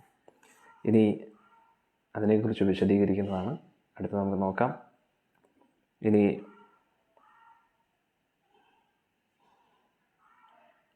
ദിവ്യത്വവും ദിവ്യസേവനവും എന്നുള്ളൊരു അധ്യായമാണ്. ഇനി നമുക്ക് നോക്കാം. വ്യാസോവാച ഇതി സംപ്രശ്ന സംഹൃഷ്ടോ വിപ്രാണാം രോമഹർഷണഃ പ്രതിപൂജ്യാവചസ്തേഷാം പ്രവൃത്തുമുപചക്രമേ. രോമഹർഷണസുതനായ ഉഗ്രശ്രവൻ സൂതഗോസ്വാമി ബ്രാഹ്മണരുടെ ഉത്തമ അന്വേഷണങ്ങളിൽ പൂർണ്ണ തൃപ്തനായിട്ട് അവർക്ക് കൃതജ്ഞത പ്രകടിപ്പിച്ചുകൊണ്ട് ഇപ്രകാരം ഉത്തരമേകാൻ ഉദ്യമിച്ചു. ഇനി ശൗനകാദി ഋഷികൾ ചോദ്യം ചോദിച്ചു, അല്ലേ? അതിൻ്റെ എല്ലാം ഉത്തരമായിട്ട് സൂതഗോസ്വാമി പറഞ്ഞു കൊടുക്കുകയാണ്. യം പ്രവ്രജന്തമനുവേദമവേതത്കൃത്യം ദ്വൈപായനോ വിരഹകാതരാജുഹാവാം പുത്രൈതി തന്മയതയാ തരവോ അഭിനേദോസ്തം സർവഭൂതഹൃദയം മുനിമാനതോസ്മി. അദ്ദേഹത്തിൻ്റെ ഗുരുവായ ശുകദേവ് ഗോസ്വാമി സ്മരിച്ചുകൊണ്ട് ആരംഭിക്കുകയാണ് ഭാഗവതം. ശ്രീല സൂതഗോസ്വാമി അരുൾ ചെയ്തു, ഏവരുടെയും ഹൃദയത്തിൽ പ്രവേശിക്കാൻ കഴിയുന്ന ആ ഋഷിശ്രേഷ്ഠനെ ആര് ശുകദേവ് ഗോസ്വാമി ഞാൻ സാദരം പ്രണമിക്കുന്നു. ഉന്നത കുലജാതരായവർ അനുഷ്ഠിക്കേണ്ടതായ ഉപനയന കർമ്മങ്ങളോ അഥവാ മതാചാരപരമായ ഉദ്ധാരണ ചടങ്ങുകൾക്കോ വിധേയനാകാതെ അദ്ദേഹം ഭവനം ഉപേക്ഷിച്ച് പരിത്യാഗ ജീവിതക്രമം സ്വീകരിക്കാൻ പോയപ്പോൾ അദ്ദേഹത്തിൻ്റെ പിതാവായ വ്യാസദേവൻ പുത്രവിരഹത്താൽ ഭീതി പൂണ്ട് ഇപ്രകാരം വിലപിച്ചു, അല്ലയോ എൻ്റെ പ്രിയ വത്സ, നിശ്ചയമായും അതേ വികാരത്താൽ നിമഗ്നരായ വൃക്ഷങ്ങൾ മാത്രം ദുഃഖിതനായി ആ പിതാവിന് മറുപടി എന്നോടും പ്രതിധ്വനിച്ചു. എന്നാൽ എന്താ സംഭവിച്ചത്? ശുകദേവ് ഗോസ്വാമി പുറത്തു വന്ന സമയത്ത് ശുകദേവ് ഗോസ്വാമി അച്ഛനുമായിട്ട് ഒരു ബന്ധമില്ലാത്ത രീതിയിൽ ഒറ്റ പോക്കാണെന്നുള്ളത്. കാരണം മായ സ്പർശിച്ചിട്ടില്ല. ശുകദേവ് ഗോസ്വാമി യഥാർത്ഥത്തിൽ ഗോലോക വൃന്ദാവനത്തിലെ ശ്രീമതി രാധാറാണിയുടെ തത്തയാണ്. അദ്ദേഹത്തിൻ്റെ ഒരു തെറ്റ് കാരണം ശ്രീമതി രാധാറാണി പറഞ്ഞത് ഈ ഭൂമിയിൽ പോകണമെന്ന് പറഞ്ഞു. അങ്ങനെ അദ്ദേഹം കൈലാസത്തിൽ വരികയും മഹാദേവനിൽ നിന്നും ഭാഗവതം കേൾക്കുകയാണ്. മഹാദേവൻ പാർവതി ദേവിക്ക് പറയുന്നത് കേട്ടു. അത് കേട്ടപ്പോൾ ആനന്ദിച്ചപ്പോൾ അത് മഹാദേവൻ മനസ്സിലാക്കി. അനുവാദമില്ലാതെ ഭാഗവതം കേട്ടു എന്ന് പറഞ്ഞപ്പോൾ മഹാദേവൻ വധിക്കാൻ ശ്രമിച്ചപ്പോൾ നേരെ ശുകം പക്ഷി തത്ത ഓടി ജാബാലി, അതായത് വ്യാസമഹർഷിയുടെ ഭാര്യ, അദ്ദേഹത്തിൻ്റെ ആ അമ്മയുടെ വയറ്റിലേക്ക് പ്രവേശിക്കുകയാണ്. അങ്ങനെ പുറത്തു വരാൻ തയ്യാറല്ലായിരുന്നു. മഹാദേവൻ മനസ്സിലാക്കി ഭാഗവതം കേട്ടത് കാരണം ശുഗത്തിനെ കൊല്ലാൻ പറ്റത്തില്ല എന്ന് മനസ്സിലാക്കി. എന്നിട്ട് 16 വർഷം ശുഗം ആ അമ്മയുടെ ഗർഭത്തിൽ തന്നെ ഇരുന്നു. പുറത്തു വരാനേ തയ്യാറായില്ല. അവസാനം വ്യാസമഹർഷി പറഞ്ഞു, മോനെ പുറത്തു പോവാന്ന് പറഞ്ഞപ്പോൾ പറഞ്ഞ്, സാക്ഷാൽ ഭഗവാൻ എനിക്ക് അനുഗ്രഹം നൽകണം, മായ ഒരിക്കലും സ്പർശിക്കത്തില്ല. മായ എന്ന് പറഞ്ഞാൽ എന്താണ്? എന്താണോ ഇമ്പോർട്ടൻ്റ് അത് ഇമ്പോർട്ടൻ്റ് ആണെന്ന് തോന്നത്തില്ല, എന്ത് ഇമ്പോർട്ടൻ്റ് അല്ല അത് ഇമ്പോർട്ടൻ്റ് ആയിട്ട് തോന്നും. അതാണ് മായ. അന്നേരം അങ്ങനെ വ്യാസമഹർഷി ഭഗവാനെ സ്മരിച്ചു. ഭഗവാൻ വന്നു, ദ്വാരകാപതി. ഭഗവാൻ അനുഗ്രഹിച്ചു, നിന്നെ മായ സ്പർശിക്കത്തില്ല എന്ന്. ഉടൻ തന്നെ ശുകദേവ് ഗോസ്വാമി പുറത്തു വരികയും ലോകമായിട്ട് ഒരു ബന്ധമില്ലാത്ത രീതിയിൽ ഒറ്റ പോക്കാണ്. അതിനെക്കുറിച്ചാണ് ഇവിടെ പറയുന്നത്. വ്യാസദേവൻ പുത്ര നിൽക്കൂ എന്നൊക്കെ പറഞ്ഞിട്ടും ഒരു ബന്ധവും ഇല്ല ഈ ലോകമായിട്ട്. അങ്ങനെ ഒറ്റ പോക്കാണ്. ആ ശബ്ദം കേട്ടിട്ട് ഇത്രയും സ്നേഹത്തോടെ വ്യാസമഹർഷി വിളിച്ചിട്ടും ആ മരങ്ങളുടെ ഇടയിൽ നിന്ന് ആ ഒരു ശബ്ദം തന്നെ പ്രതിധ്വനിച്ചതല്ലാതെ ആ ശുകദേവ് ഗോസ്വാമിയുടെ ഹൃദയത്തിൽ ഒരു പ്രതിധ്വനിയും വന്നില്ല, ഒരു റിയാക്ഷനും ഇല്ല. കാരണം ഈ ലോകമായിട്ട് ഒരു ബന്ധമില്ല എന്നാണ് മനസ്സിലാക്കേണ്ടത്. ഇനി നമുക്ക് അടുത്ത ശ്ലോകത്തേക്ക് കിടക്കാം. യസ്യാനുഭാവമഖില ശ്രുതിസാരമേകമധ്യാത്മദീപമതിതിദീക്ഷതാം തമോന്തം സംസാരിണാം കരുണയാ പുരാണഗുഹ്യം തം വ്യാസസൂനും പ്രിയാമി ഗുരും മുനീനാം. എന്നാൽ ഇവിടെ ശുകദേവ് ഗോസ്വാമിയുടെ ആ ഒരു മഹത്വം, അദ്ദേഹം സാധാരണ വ്യക്തിയല്ല എന്ന് പഠിപ്പിക്കുന്ന ശ്ലോകം. കാരണം എന്താണ് ഭാഗവതം, ആരുമായിട്ടാണ് സംസാരിക്കുന്നത് എന്നാണ് നമ്മൾ മനസ്സിലാക്കേണ്ടത്. അന്നേരം ശുകദേവ് ഗോസ്വാമിയും പരീക്ഷിത് മഹാരാജുമായിട്ടുള്ള സംവാദമാണല്ലോ ശ്രീമദ് ഭാഗവതം. അന്നേരം ആ സൂത ഗോസ്വാമി കേട്ടിരിക്കുന്ന ആരിൽ നിന്നാണ്? ശുകദേവ് ഗോസ്വാമിയിൽ നിന്നാണ്. അന്നേരം ആ ഗുരുവിനെ സ്മരിക്കുകയാണ് ഇവിടെ. ഭൗതിക അസ്തിത്വത്തിൻ്റെ കൊടും തമോതലങ്ങളെ തരണം ചെയ്യാൻ യത്നിച്ചുകൊണ്ടിരിക്കുന്ന മൂഢഭൗതികവാദികൾക്ക് അഹേതുകമായ അപാര കൃപയാൽ അനുഭവങ്ങളുടെ സാംശീകരിച്ച വേദവിജ്ഞാന ഉത്തമാംശമായ ഈ അതീവ രഹസ്യം പരിശിഷ്ടം അരുളി ചെയ്ത വ്യാസദേവ സുതനും അഖില മുനിശ്രേഷ്ഠരുടെയും ആത്മീയ ആചാര്യനുമായ ശുകദേവ് ഗോസ്വാമിയെ ഞാൻ സാദരം പ്രണമിക്കുന്നു. യസ്യാനുഭാവം, അദ്ദേഹം സ്വയം സാക്ഷാത്കരിച്ച ജ്ഞാനമാണ് എല്ലാവർക്കും പകർന്നു കൊടുക്കുന്നത്. ഈ 4ാമത്തെ ശ്ലോകം നമ്മൾ എല്ലാ ദിവസവും ഭാഗവതം തുടങ്ങുന്നതിന് മുമ്പേ പറയുന്ന ശ്ലോകമാണ് അല്ലേ? ഓം നമോ ഭഗവതേ വാസുദേവ. ഇതിനുശേഷം ഈ 4ാമത്തെ ശ്ലോകം നമ്മൾ എപ്പോഴും ഉച്ചരിക്കാറുണ്ട്. ഏതാണ്? നാരായണം നമസ്കൃത്യ നരം ചൈവ നരോത്തമം ദേവീം സരസ്വതീം വ്യാസം തതോ ജയമുദീരയേത്. എന്താണ് ഇത്? 2ാമത്തെ അധ്യായത്തിലെ പ്രഥമസ്കന്ധം 2ാമത്തെ അധ്യായത്തിലെ 4ാമത്തെ ശ്ലോകമാണ്. എന്താണ്? ഭൗതികതയെ കീഴടക്കാനുള്ള ഭാഗവത പാരായണത്തിന് മുമ്പ് ഒരാൾ പരമദിവ്യോത്തമ പുരുഷനായ നാരായണനെയും നരോത്തമനായ നരനാരായണ ഋഷിയെയും വിദ്യാദേവിയായ സരസ്വതി മാതാവിനെയും ശ്രീമദ് ഭാഗവത രചയിതാവായ ശ്രീല വ്യാസദേവിനെയും സാദരം പ്രണമിക്കണം. എന്നിട്ടേ ഭാഗവതം ആരംഭിക്കാൻ പാടുള്ളൂ.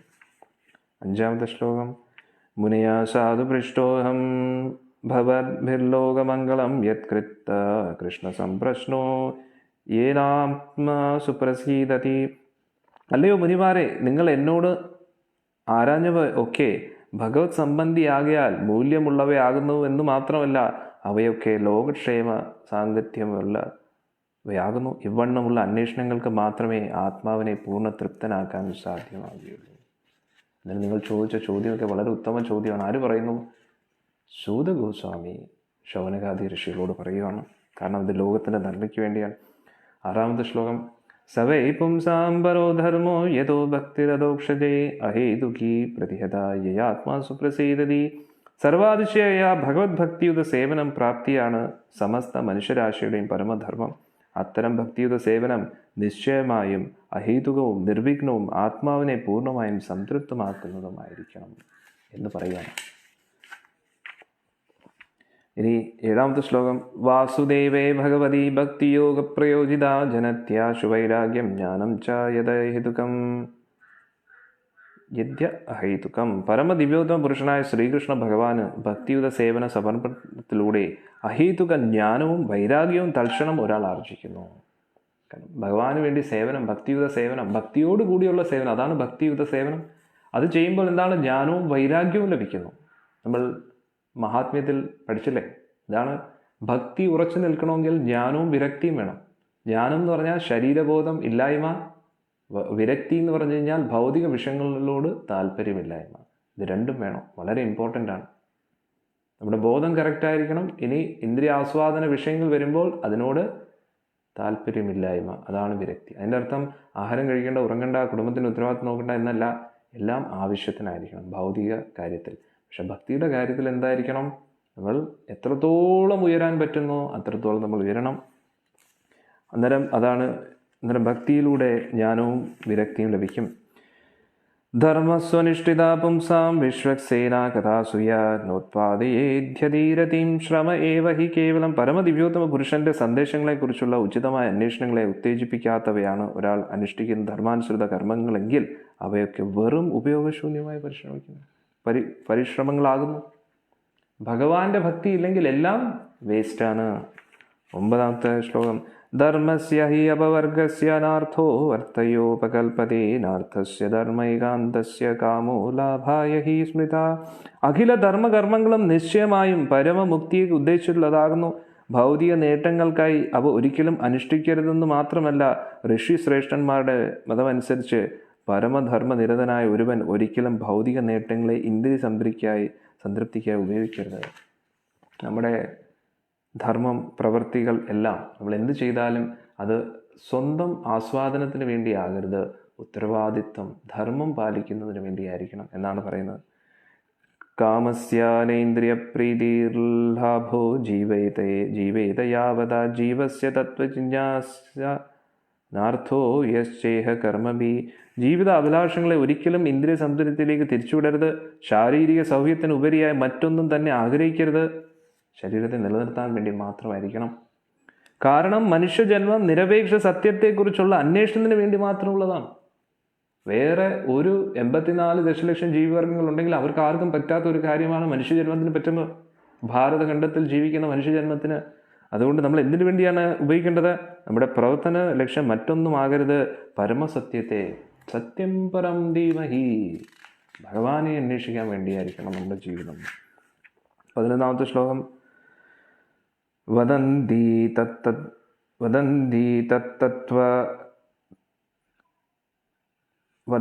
തത്തത്വവിദസ്തത്വം ജ്ഞാനമദ്വയം ബ്രഹ്മേതി പരമാത്മേതി ഭഗവാനിതി ശബ്ദത്തെ. നിരപേക്ഷ സത്യം ഗ്രഹിച്ച ജ്ഞാനിയായ അതീന്ദ്രിയവാദികൾ ഈ അദ്വൈത തത്വത്തെ ബ്രഹ്മൻ, പരമാത്മാവ്, ഭഗവാൻ എന്നിങ്ങനെ സംബോധന ചെയ്യുന്നു. സത്യം പരം ധീമഹി, ആ പരമോന്നത ഭഗവാനെ ചില വ്യക്തികൾ ബ്രഹ്മമെന്ന് വിളിക്കുന്നു, പരമാത്മാവെന്ന് വിളിക്കുന്നു. പക്ഷെ യഥാർത്ഥത്തിൽ അദ്ദേഹം ആരാണ്? ഭഗവാനാണ്. ഭഗവാൻ എന്ന് തിരിച്ചറിഞ്ഞ വ്യക്തികൾ വളരെ കുറവാണ്. അപ്പം പ്രഭുപാദി ഒരു ഉദാഹരണം നൽകുന്നു.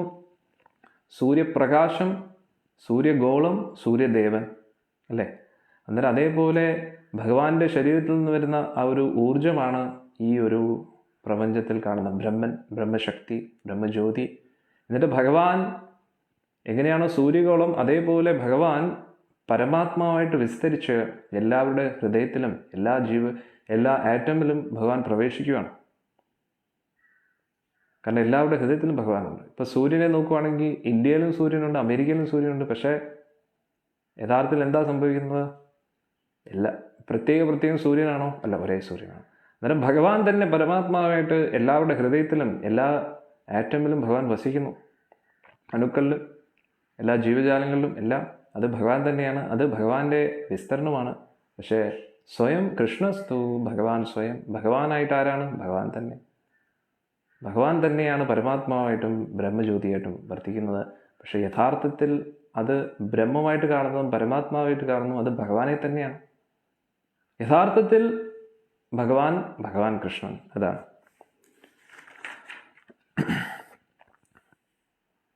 തശ്രദ്ധാനമുനിയോ ജ്ഞാനവൈരാഗ്യയുക്തയാ പശ്യാന്ധ്യാത്മനി ചാത്മാനം ഭക്ത്യാ ശ്രുതഗ്രഹീതയാ. ജ്ഞാനത്താലും വൈരാഗ്യത്താലും പൂർണ്ണസജ്ജനായ ഗൗരവ ജിജ്ഞാസുവായ വിദ്യാർത്ഥി വേദാന്ത ശ്രുതിയിലൂടെ അയാൾ ശ്രമിച്ചതെന്തോ അതിൻ്റെ അടിസ്ഥാനത്തിൽ ഭക്തിയുത സേവന സമർപ്പണത്തിലൂടെ ആ നിരപേക്ഷ സത്യത്തെ സാക്ഷാത്കരിക്കുന്നു. 13 ശ്ലോകം. അഥ പുംഭിർദ്വിജശ്രേഷ്ഠ വർണ്ണാശ്രമ വിഭാഗശ സ്വനിഷ്ഠതസ്യ ധർമ്മസ്യ സംസിദ്ധിർഹരിതോഷണം. അല്ലയോ ദ്വിജശ്രേഷ്ഠ, ജീവിത വ്യവസ്ഥയും, അതായത് ആശ്രമ വ്യവസ്ഥ, അതായത് ബ്രഹ്മചര്യാശ്രമം, ഗൃഹസ്ഥാശ്രമം, വാനപ്രസ്ഥം, സന്യാസം, വർണ്ണവ്യവസ്ഥയും, വർണ്ണാശ്രമം, അതായത് ധർമ്മ, ക്ഷത്രിയ, ബ്രാഹ്മണ, ക്ഷത്രിയ, വൈശ്യ, ശൂദ്ര, ഇവരൊക്കെ വർണ്ണവ്യവസ്ഥയും അടിസ്ഥാനമാക്കിയുള്ള നിർദ്ദിഷ്ട സ്വധർമ്മ കർമ്മം, എന്തിനു വേണ്ടിയുള്ള വർണ്ണാശ്രമ വ്യവസ്ഥയ്ക്ക് അനുസൃതമായ തൊഴിൽ സംബന്ധ പ്രവർത്തനങ്ങൾ നിർവഹണത്തിലൂടെ പരമദിവ്യോത്തമ പുരുഷനെ പ്രീതിപ്പെടുത്തുക എന്ന വിശിഷ്ടമായ പരിപൂർണത ഒരാൾ പ്രാപ്തമാക്കുന്നു.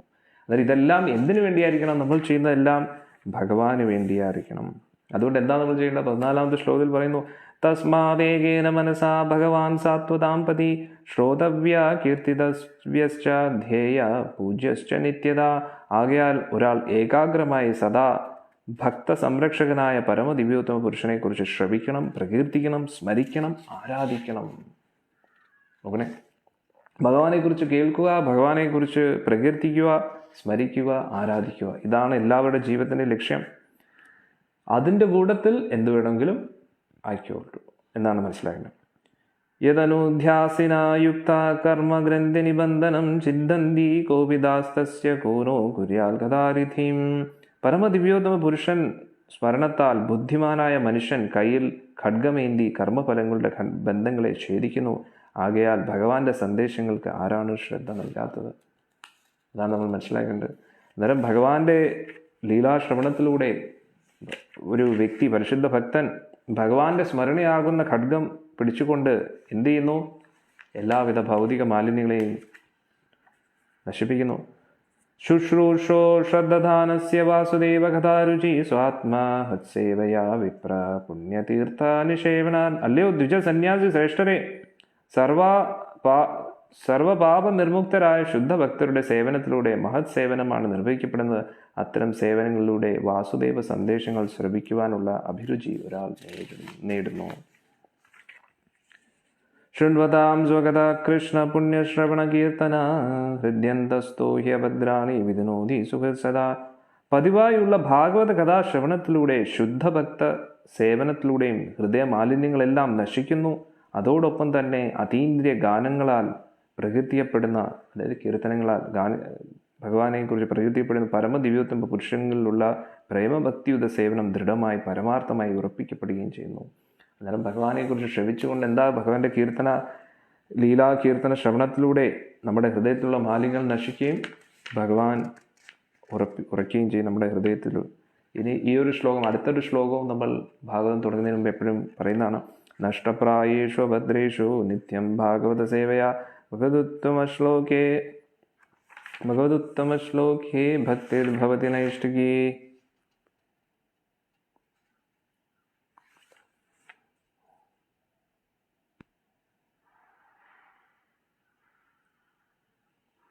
നഷ്ടപ്രായേഷു അഭദ്രേഷു നിത്യം ഭാഗവതസേവയാ ഭഗവതുത്തമശ്ലോകേ ഭക്തിർഭവതി നൈഷ്ഠികീ. അന്നേരം നിത്യേനയുള്ള ഭാഗവത ശ്രവണത്തിലൂടെ ശുദ്ധഭക്തന്മാരെ സേവിക്കുന്നതിലൂടെയും ഹൃദയത്തെ പ്രക്ഷുബ്ധമാക്കുന്നതൊക്കെയും പരിപൂർണമായി നശിപ്പിക്കപ്പെടുന്നു. മാത്രമല്ല അതീന്ദ്രിയ പ്രാർത്ഥനാ ഗീതങ്ങളാൽ പ്രകീർത്തിക്കപ്പെടുന്ന പരമദിവ്യോത്തമ പുരുഷന്റെ പ്രേമയുക്ത സേവനം പിൻവലിക്കാനോ മാറ്റാനോ സാധ്യമല്ലാതെ കർമ്മമായി സ്ഥിരീകൃതമാകുന്നു. അങ്ങനെ ഭഗവാനുമായിട്ട് നമ്മൾ കൂടുതൽ അടുക്കുന്നു. തഥാ രജസ്തമോ ഭാവ കാമലോഭാദയശ്ചയേ ചേതായേതേനാവിദ്ധം സ്ഥിതം സത്വേ പ്രസിദ്ധതി. പിൻവലിക്കാനോ മാറ്റാനോ സാധ്യമല്ലാത്ത പ്രേമയുത സേവനം ഹൃദയത്തിൽ സ്ഥാപിതമായ ശേഷം രജോ തമോ ഗുണ ഫലങ്ങളായ ഭോഗേച്ഛ, കാമം, അഭിലാഷം എന്നിവ ഹൃദയത്തിൽ നിന്നും അപ്രത്യക്ഷനാകുന്നു.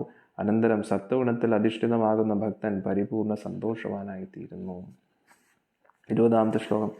ഏവം പ്രസന്ന മനസോ ഭഗവത് ഭക്തിയോഗത ഭാഗവത തത്വവിജ്ഞാനം മുക്തസംഗസ്യ ജായതേ. അപ്രകാരം ശുദ്ധ സത്വഗുണത്തിൽ സ്ഥാപിതമായ ഭഗവത് ഭക്തിയുടെ സേവന സമ്പർക്കത്തിലൂടെ ഉത്തേജിതനായ മനസ്സോടുകൂടി ഒരാൾ സമസ്ത ഭൗതിക സംസർഗത്തിൽ നിന്നും സ്വതന്ത്രമായി മോക്ഷ അവസ്ഥയിൽ പരമദിവ്യോത്തമ പുരുഷനെ സംബന്ധിച്ച ഉത്തമ ശാസ്ത്രീയ ജ്ഞാനം നേടുന്നു. അങ്ങനെ നമ്മൾ ഭഗവാനെക്കുറിച്ച് ശ്രവിച്ച് കൂടുതൽ കൂടുതൽ പരിശുദ്ധരായി ഭഗവാനെ കുറിച്ച് കൂടുതൽ അറിഞ്ഞ് ഭഗവാനെ കുറിച്ചുള്ള എല്ലാ സാക്ഷാത്കാരങ്ങളും ലഭിക്കുന്നു. 21-ാമത്തെ ശ്ലോകം. ഭിദ്യതേ ഹൃദയഗ്രന്ഥിശ്ചിദ്യന്തേ സർവസംശയാ ക്ഷീയന്തേ ചാസ്യ കർമാണി ദൃഷ്ട ഏവാത്മനീശ്വരേ. അപ്രകാരം ഹൃദയബന്ധങ്ങൾ ഭേദിക്കപ്പെടുകയും സർവ്വ ആശങ്കകളും ഖണ്ഡമായി ഛേദിക്കപ്പെടുകയും ചെയ്യുന്നു. ആത്മാവിനെ യജമാനനായി ദർശിക്കുമ്പോൾ ഫലങ്ങൾ ഉളവാക്കുന്ന കർമ്മശൃംഖല അവസാനിക്കുന്നു. അന്നേരം ഭഗവാനെക്കുറിച്ച് ശ്രവിക്കുന്നതാണ് ഏറ്റവും ഉത്തമം. അന്നേരം സൂതഗോസ്വാമി ശൗനകാദി ഋഷികളോട് ഇങ്ങനെ പറഞ്ഞുകൊണ്ടിരിക്കുന്നു. അഥോ വൈ കവയോ നിത്യം ഭക്തിം പരമയാമുദ വാസുദേവ ഭഗവതി കുർവന്ത്യാത്മപ്രസാദിനീം. അന്നേരം ഇതെല്ലാം ആ ശൗനകാദി ഋഷികൾ ചോദിച്ച ചോദ്യത്തിൻ്റെ ഉത്തരങ്ങളാണ് അദ്ദേഹം ഇങ്ങനെ പറഞ്ഞുകൊണ്ടിരിക്കുന്നത്. ആകയാൽ നിശ്ചയമായി സ്മരണാതീത കാലം മുതൽ സർവ്വ അതീന്ദ്രിയവാദികളും പരമദിവ്യോത്തമ പുരുഷനായ ശ്രീകൃഷ്ണ ഭഗവാന് ഭക്തിയുത സേവനം അതീവ ആനന്ദത്തോടെ സമർപ്പിക്കുന്നു. തന്നിമിത്തം അത്തരം ഭക്തിയുത സേവനം ആത്മാവിനെ ഉത്സാഹഭരിതമാക്കുന്നു. സത്വം രജസ്തമൈതി പ്രകൃതിർഗുണാസ്തയേ യുക്ത പരപുരുഷ ഏക ഇഹാസ്യ ദത്തേ സിത്യാദയേ ഹരി വിരഞ്ജിത ഹരേതി സജ്ഞന ശ്രേയംസി തത്ര ഖലു സത്വതനോർനിരാംസ്യു. ഭൗതിക പ്രകൃതിയുടെ ത്രിഗുണങ്ങളായ സത്വം, രജസ്, തമസ് എന്നിവയിൽ പരമദിവ്യോത്തമ പുരുഷൻ പരോക്ഷമായി സമ്മേളിച്ചിരിക്കുന്നു. മാത്രവുമല്ല ഭൗതിക പ്രപഞ്ചത്തിൻ്റെ സൃഷ്ടി സ്ഥിതി സംഹാരങ്ങൾക്കായി ഭഗവാൻ ബ്രഹ്മ, വിഷ്ണു, ശിവൻ എന്നീ ഗുണപരങ്ങളായ 3 രൂപങ്ങൾ സ്വീകരിച്ചിരിക്കുന്നു. ഈ 3 സ്വരൂപങ്ങളിലും സത്വഗുണ പ്രധാനിയായ വിഷ്ണു ഭഗവാനിൽ നിന്നും പരമക്ഷേമം നേടാൻ കഴിയുന്നു. ഇത് ഭാഗവത്തിൽ പറയുകയാണ്. ത്രിമൂർത്തികളായിട്ട് ഭഗവാൻ വരുന്നുണ്ടെങ്കിലും അതിൽ ഭഗവാൻ വിഷ്ണുവിലൂടെ സത്വഗുണത്തിൽ നമുക്ക് സ്ഥിതി ചെയ്യാം. ഭഗവാനെ ആരാധിച്ച് തുടരുന്ന സമയത്ത് സത്വഗുണത്തിൽ നമ്മൾ മേലെ നിസ്ത്രൈഗുണ്യോ ഭവാർജുന വിശുദ്ധ സത്വത്തിലേക്ക് നമ്മൾ പ്രവേശിക്കുന്നു. അതിലൂടെ നമ്മൾ ഭഗവാന്റെ ധാമത്തിലേക്ക് പ്രവേശിക്കാൻ യോഗ്യരാകുന്നു. പാർത്ഥിവാധാരുണോ ധൂമസ്തസ്മാദഗ്നിസ്ത്രയീമയാ തമസ്തു രജസ്തസ്മാൻ സത്വം യത് ബ്രഹ്മദർശനം. പൃഥ്വിയുടെ തന്നെ ഒരു രൂപാന്തരീകരണമാണ് വിറക്. എന്നാൽ പുക അസംസ്കൃത തടിയേക്കാൾ മെച്ചപ്പെട്ടതാണ്. പക്ഷെ അഗ്നി അധികം മേന്മയുള്ളതാണ്.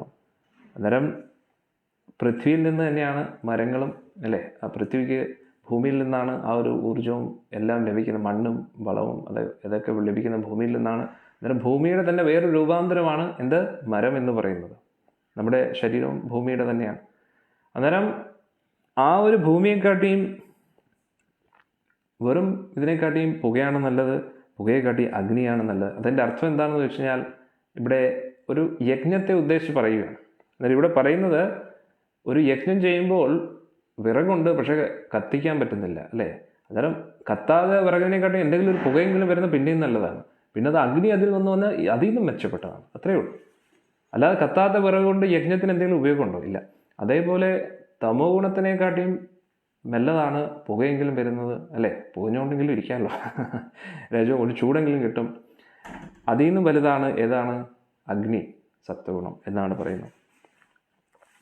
ബീജിരേ മുനിയോദാഗ്രേ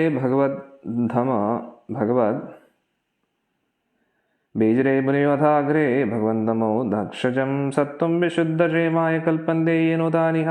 ഭഗവാന്റെ അസ്തിത്വം ഭൗതിക പ്രകൃതിയുടെ ത്രിഗുണങ്ങൾക്ക് അതീതമാകിയാൽ സർവ്വ ഋഷിശ്രേഷ്ഠന്മാരും പരമദിവ്യോത്തമ പുരുഷന് സേവനം സമർപ്പിക്കുകയുണ്ടായി. ഭൗതിക അവസ്ഥയിൽ നിന്നും സ്വതന്ത്രരാകാനും അവർ ഭഗവാനെ ആരാധിച്ചു. അവണ്ണമുള്ള ശ്രേഷ്ഠ പ്രാമാണികന്മാരെ പിന്തുടരുന്നതാരായാലും ഭൗതിക ലോകത്തിൽ നിന്നും സ്വതന്ത്രമാകാൻ യോഗ്യരാകുന്നു. അന്നേരം സത്വഗുണം, രജോഗുണം, തമോ ഗുണത്തിൽ നിന്ന് മുക്തരായ വ്യക്തികളെ പിന്തുടരുന്ന വ്യക്തികളും അവരും മുക്താവസ്ഥയിലേക്ക് പോകുന്നു. മുങ്ക്ഷവോ ഘോരൂപാൻ ഹിത്വാ ഭൂതപതീനത നാരായണ കലശാന്ത ഭജന്തി അനസൂയവഃ. എന്തിനാണ് വീണ്ടും ഇതൊക്കെ പറയുന്നത്? ശൗനകാദി ഋഷികൾ ചോദിച്ച ചോദ്യം എന്താണ്, ഈ പ്രശ്നത്തിലെല്ലാം പരിഹാരം എന്താണെന്ന് പറയുമ്പോൾ ഭഗവാന്റെ കഥാശ്രവണം, ആ ശ്രവിക്കുന്നവരുടെ പാത പിന്തുടരുന്ന അവർക്കും നല്ലതാണ്. ഗൗരവ മോക്ഷാർത്ഥികൾ, അസൂയ തീണ്ടാത്തവരും ഏവരെയും ആദരിക്കുന്നവരും അതേസമയം ഘോരവും ഭീവത്സവുമായ ദേവരൂപങ്ങളെ പരിത്യജിച്ച് സർവാനന്ദപ്രദമായ വിഷ്ണു ഭഗവാന്റെ പൂർണ്ണാംശങ്ങളുടെയും സ്വരൂപത്തെ മാത്രം ആരാധിക്കുന്നവരുമാകുന്നു. ഇപ്പം മനസ്സിലായോ? ഭഗവാനെ ആരാധിക്കാൻ പറ്റാത്തത് എന്തുകൊണ്ടാണ്? മറ്റു ഗുണങ്ങളുടെ പ്രഭാവത്താലാണ്. സത്വഗുണത്തിൽ നിൽക്കുന്നവർക്ക് എപ്പോഴും ഭഗവാനെ ആരാധിക്കാനേ തോന്നും.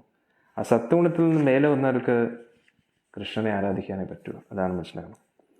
രജസ്തമ പ്രകൃതിയാ സമശീല ഭജന്തി വൈ പിതൃഭൂത പ്രജേഷാദീൻ ശ്രീ ഐശ്വര്യ പ്രജേപ്സവ. രജോ തമോ ഗുണത്തിൽ അധിഷ്ഠിതരായവർ കന്യകമാർ, സമ്പത്ത്, അധികാരം, സന്തതി എന്നീ ഭൗതിക നേട്ടങ്ങൾ അഭിലഷിക്കുകയാൽ ആ ഭൗതിക നേട്ടങ്ങളുടെ ക്ഷിപ്രസാധ്യത്തിനായി പിതൃക്കളെയും മറ്റ് ജീവാത്മാക്കളെയും വിശ്വപ്രവർത്തനങ്ങളുടെ അധികാരമായുള്ള ദേവന്മാരെയും ആരാധിക്കും. മനസ്സിലായില്ലേ? അന്നേരം ഭഗവാനെ പ്രാർത്ഥിക്കുന്നവർ, അന്നേരം നമ്മൾ വിചാരിക്കും ഭക്തരുടെ ഇടയിലും ഭൗതിക ആഗ്രഹങ്ങൾക്ക്, അതാണ് അവർ യഥാർത്ഥ രീതിയിലല്ല ഭജിക്കുന്നത് ഭഗവാനെ. അതാണ് മായം കലർന്ന ഭക്തിയാണ്. യഥാർത്ഥ ഭക്തിയാണെങ്കിൽ അവർക്ക് സത്വരജോ തമോ ഗുണത്തിൻ്റെ മാലിന്യങ്ങളില്ലാത്തതുകൊണ്ട് അവർക്ക് ഭൗതിക അഭിലാഷങ്ങളോട് താല്പര്യം കാണത്തില്ല. അങ്ങനെ ഭൗതിക അഭിലാഷങ്ങളോട് താല്പര്യം ഇല്ലാത്തവർക്ക് ഭഗവാനെ തന്നെ ഭജിച്ചിരിക്കാനേ തോന്നും. അതാണ് നമ്മൾ മനസ്സിലാക്കേണ്ടത്. അന്യദേവത ആരാധനയിലോട്ട് പോകുന്നില്ല. എൻ്റെ അർത്ഥം അന്യദേവന്മാരെ നിരാധരിക്കണം എന്നല്ല, പക്ഷേ താല്പര്യം കാണത്തില്ല. കാരണം ഭഗവാനെ ആരാധിക്കുമ്പോൾ എല്ലാവരും സന്തുഷ്ടരാണെന്ന് മനസ്സിലാക്കുന്നു. ആ ഒരു സാക്ഷാത്കാരം ലഭിച്ചു. 28-29 വാസുദേവ പരാവേദ വാസുദേവ പരാമഖ വാസുദേവ പരായോഗോ വാസുദേവ പരാക്രിയ വാസുദേവ പരം ജ്ഞാനം വാസുദേവ പരം തപ വാസുദേവ പരോ ധർമ്മോ വാസുദേവ പരാഗതി. വെളിപ്പെട്ട ധർമ്മശാസ്ത്ര വിജ്ഞാനത്തിൻ്റെ ആത്യന്തിക പൊരുൾ ശ്രീകൃഷ്ണൻ പരമദിവ്യോത്തമ പുരുഷനാകുന്നു. പരമദിവ്യോത്തമ പുരുഷനെ പ്രീതിപ്പെടുത്തുകയാണ് യജ്ഞാനുഷ്ഠാനങ്ങളുടെ ഉദ്ദേശം. യോഗ പരമദിവ്യോത്തമ പുരുഷനെ സാക്ഷാത്കരിക്കാനുള്ളതാകുന്നു. സർവ്വകർമ്മഫലങ്ങളും പരമദിവ്യോത്തമ പുരുഷനാണ് പരമമായി പ്രദാനം ചെയ്യുന്നത്. പരമജ്ഞാനം പരമദിവ്യോത്തമ പുരുഷൻ ഭഗവാനാകുന്നു. മാത്രമല്ല സമസ്ത കഠിന നിഷ്ഠങ്ങളും അനുഷ്ഠിക്കുന്നത് ഭഗവാനെ മനസ്സിലാക്കാനാണ്. ഭഗവത് ഭക്തിയുടെ സേവന സമർപ്പണമാണ് മതം. ജീവിതത്തിൻ്റെ നിയമാക ലക്ഷ്യവും പരമദിവ്യോത്തമ പുരുഷൻ. അതായത് വാസുദേവ പരാവേദ, എല്ലാ വേദങ്ങളും വാസുദേവന് വേണ്ടി. വാസുദേവ പരാമഖ, എല്ലാ യജ്ഞങ്ങളും വാസുദേവന് വേണ്ടി. വാസുദേവ പരായോഗവും, എല്ലാ യോഗങ്ങളും യോഗാനുഷ്ഠാനങ്ങളെല്ലാം ഭഗവാന് വേണ്ടി. വാസുദേവ പരാക്രിയ, എല്ലാ പ്രവൃത്തികളും ഭഗവാന് വേണ്ടി. വാസുദേവ പരജ്ഞാനം, എല്ലാ ജ്ഞാനവും വാസുദേവനാണ്. വാസുദേവ പരം തപ, എല്ലാ തപസ്യകളും വാസുദേവന് വേണ്ടിയാണ്. വാസുദേവ പരോധർമ്മോ, എല്ലാ ധർമ്മ അനുഷ്ഠാനങ്ങളും ഭഗവാന് വേണ്ടിയാണ്. വാസുദേവ പരാഗതി, പരമമായിട്ടുള്ള ലക്ഷ്യവും വാസുദേവൻ തന്നെയാണ് എന്ന് സൂത ഗോസ്വാമി പറയുന്നു. 30ാമത്തെ ശ്ലോകം. സ ഏവേദം സസർഗജാഗ്രേ ഭവത്നാമാത്മമായ സദസദ്രുപയാ ചാസോ ഗുണമയാ ഗുണോ വിഭോ. ഭൗതിക സൃഷ്ടിയുടെ ആരംഭത്തിൽ പരമദിവ്യോത്തമ പുരുഷനായ വാസുദേവൻ അദ്ദേഹത്തിൻ്റെ സർവാതിശയായ ആന്തരിക ശക്തിയാൽ കാര്യകാരണ ശക്തികളെ സൃഷ്ടിച്ചു. ഇതെല്ലാം സൃഷ്ടിയുടെ തുടക്കത്തിൽ ആ സൃഷ്ടി ആരംഭിക്കാനുള്ള ശക്തികൾ ഭഗവാനിൽ നിന്ന് വരികയാണ്. തയാ വിലസദേഷ്വേഷു ഗുണേഷു ഗുണവാനിവ അന്തഃപ്രവിഷ്ടാഭാധി വിജ്ഞാനേന വിജൃംഭിത. ഭൗതിക തത്വങ്ങളുടെ സൃഷ്ടിക്കു ശേഷം ഭഗവാൻ സ്വയം വിസ്തരിച്ച് അവയിൽ സന്നിവേശിച്ചു. അപ്രകാരം ഭഗവാൻ ഭൗതിക പ്രകൃതിയുടെ ഗുണങ്ങളുടെ സ്വാധീനതയിൽ ആയ ജീവസൃഷ്ടികൾക്കായി ആവിർഭവിച്ചു. എങ്കിലും ഭഗവാൻ തൻ്റെ അതീന്ദ്രിയ പദവിയിൽ സർവദാ പരിപൂരിത ജ്ഞാനോദീപമായി നിലകൊള്ളുന്നു. ഭഗവാനിൽ നിന്നാണ് ഈ ത്രിഗുണങ്ങളൊക്കെ എവിടെ നിന്ന് വരുന്നു എന്നാണ് പറയുന്നത്. പക്ഷെ എന്നാലും ഭഗവാൻ ഗുണാതീതനാണ്. യഥാ ഹി വഹിതോ വഹ നിർധാരുകേക സ്വയേനിഷു നാനേവ ഭാതി വിശ്വാത്മകഭൂതേഷു ച തഥാ പുമാൻ.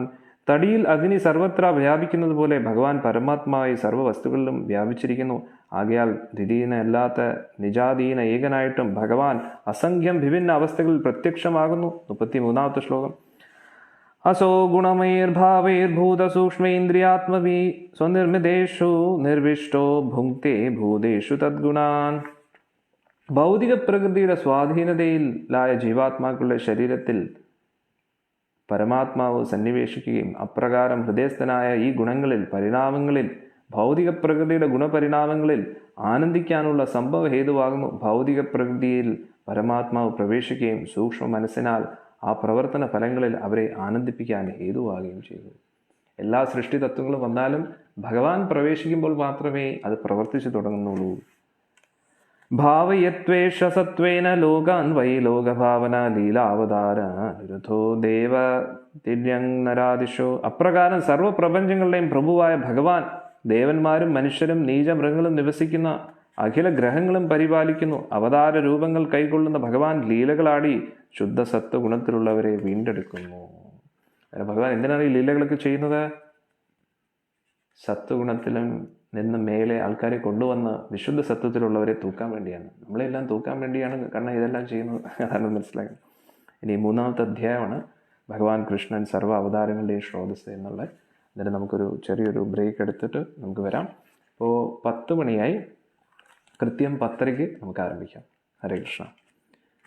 ഇന്ന് എല്ലാ ഭക്തജനങ്ങൾക്കും ശ്രീ ശ്രീ രാധാഭവന പുരാധീശൻ്റെ അനുഗ്രഹം ലഭിക്കട്ടെ എന്ന് പ്രാർത്ഥിക്കുന്നു. 10:30 നമുക്ക് വീണ്ടും സത്സംഗം ആരംഭിക്കാം, പാരായണം ആരംഭിക്കാവുന്നതാണ്. ഹരേ കൃഷ്ണ.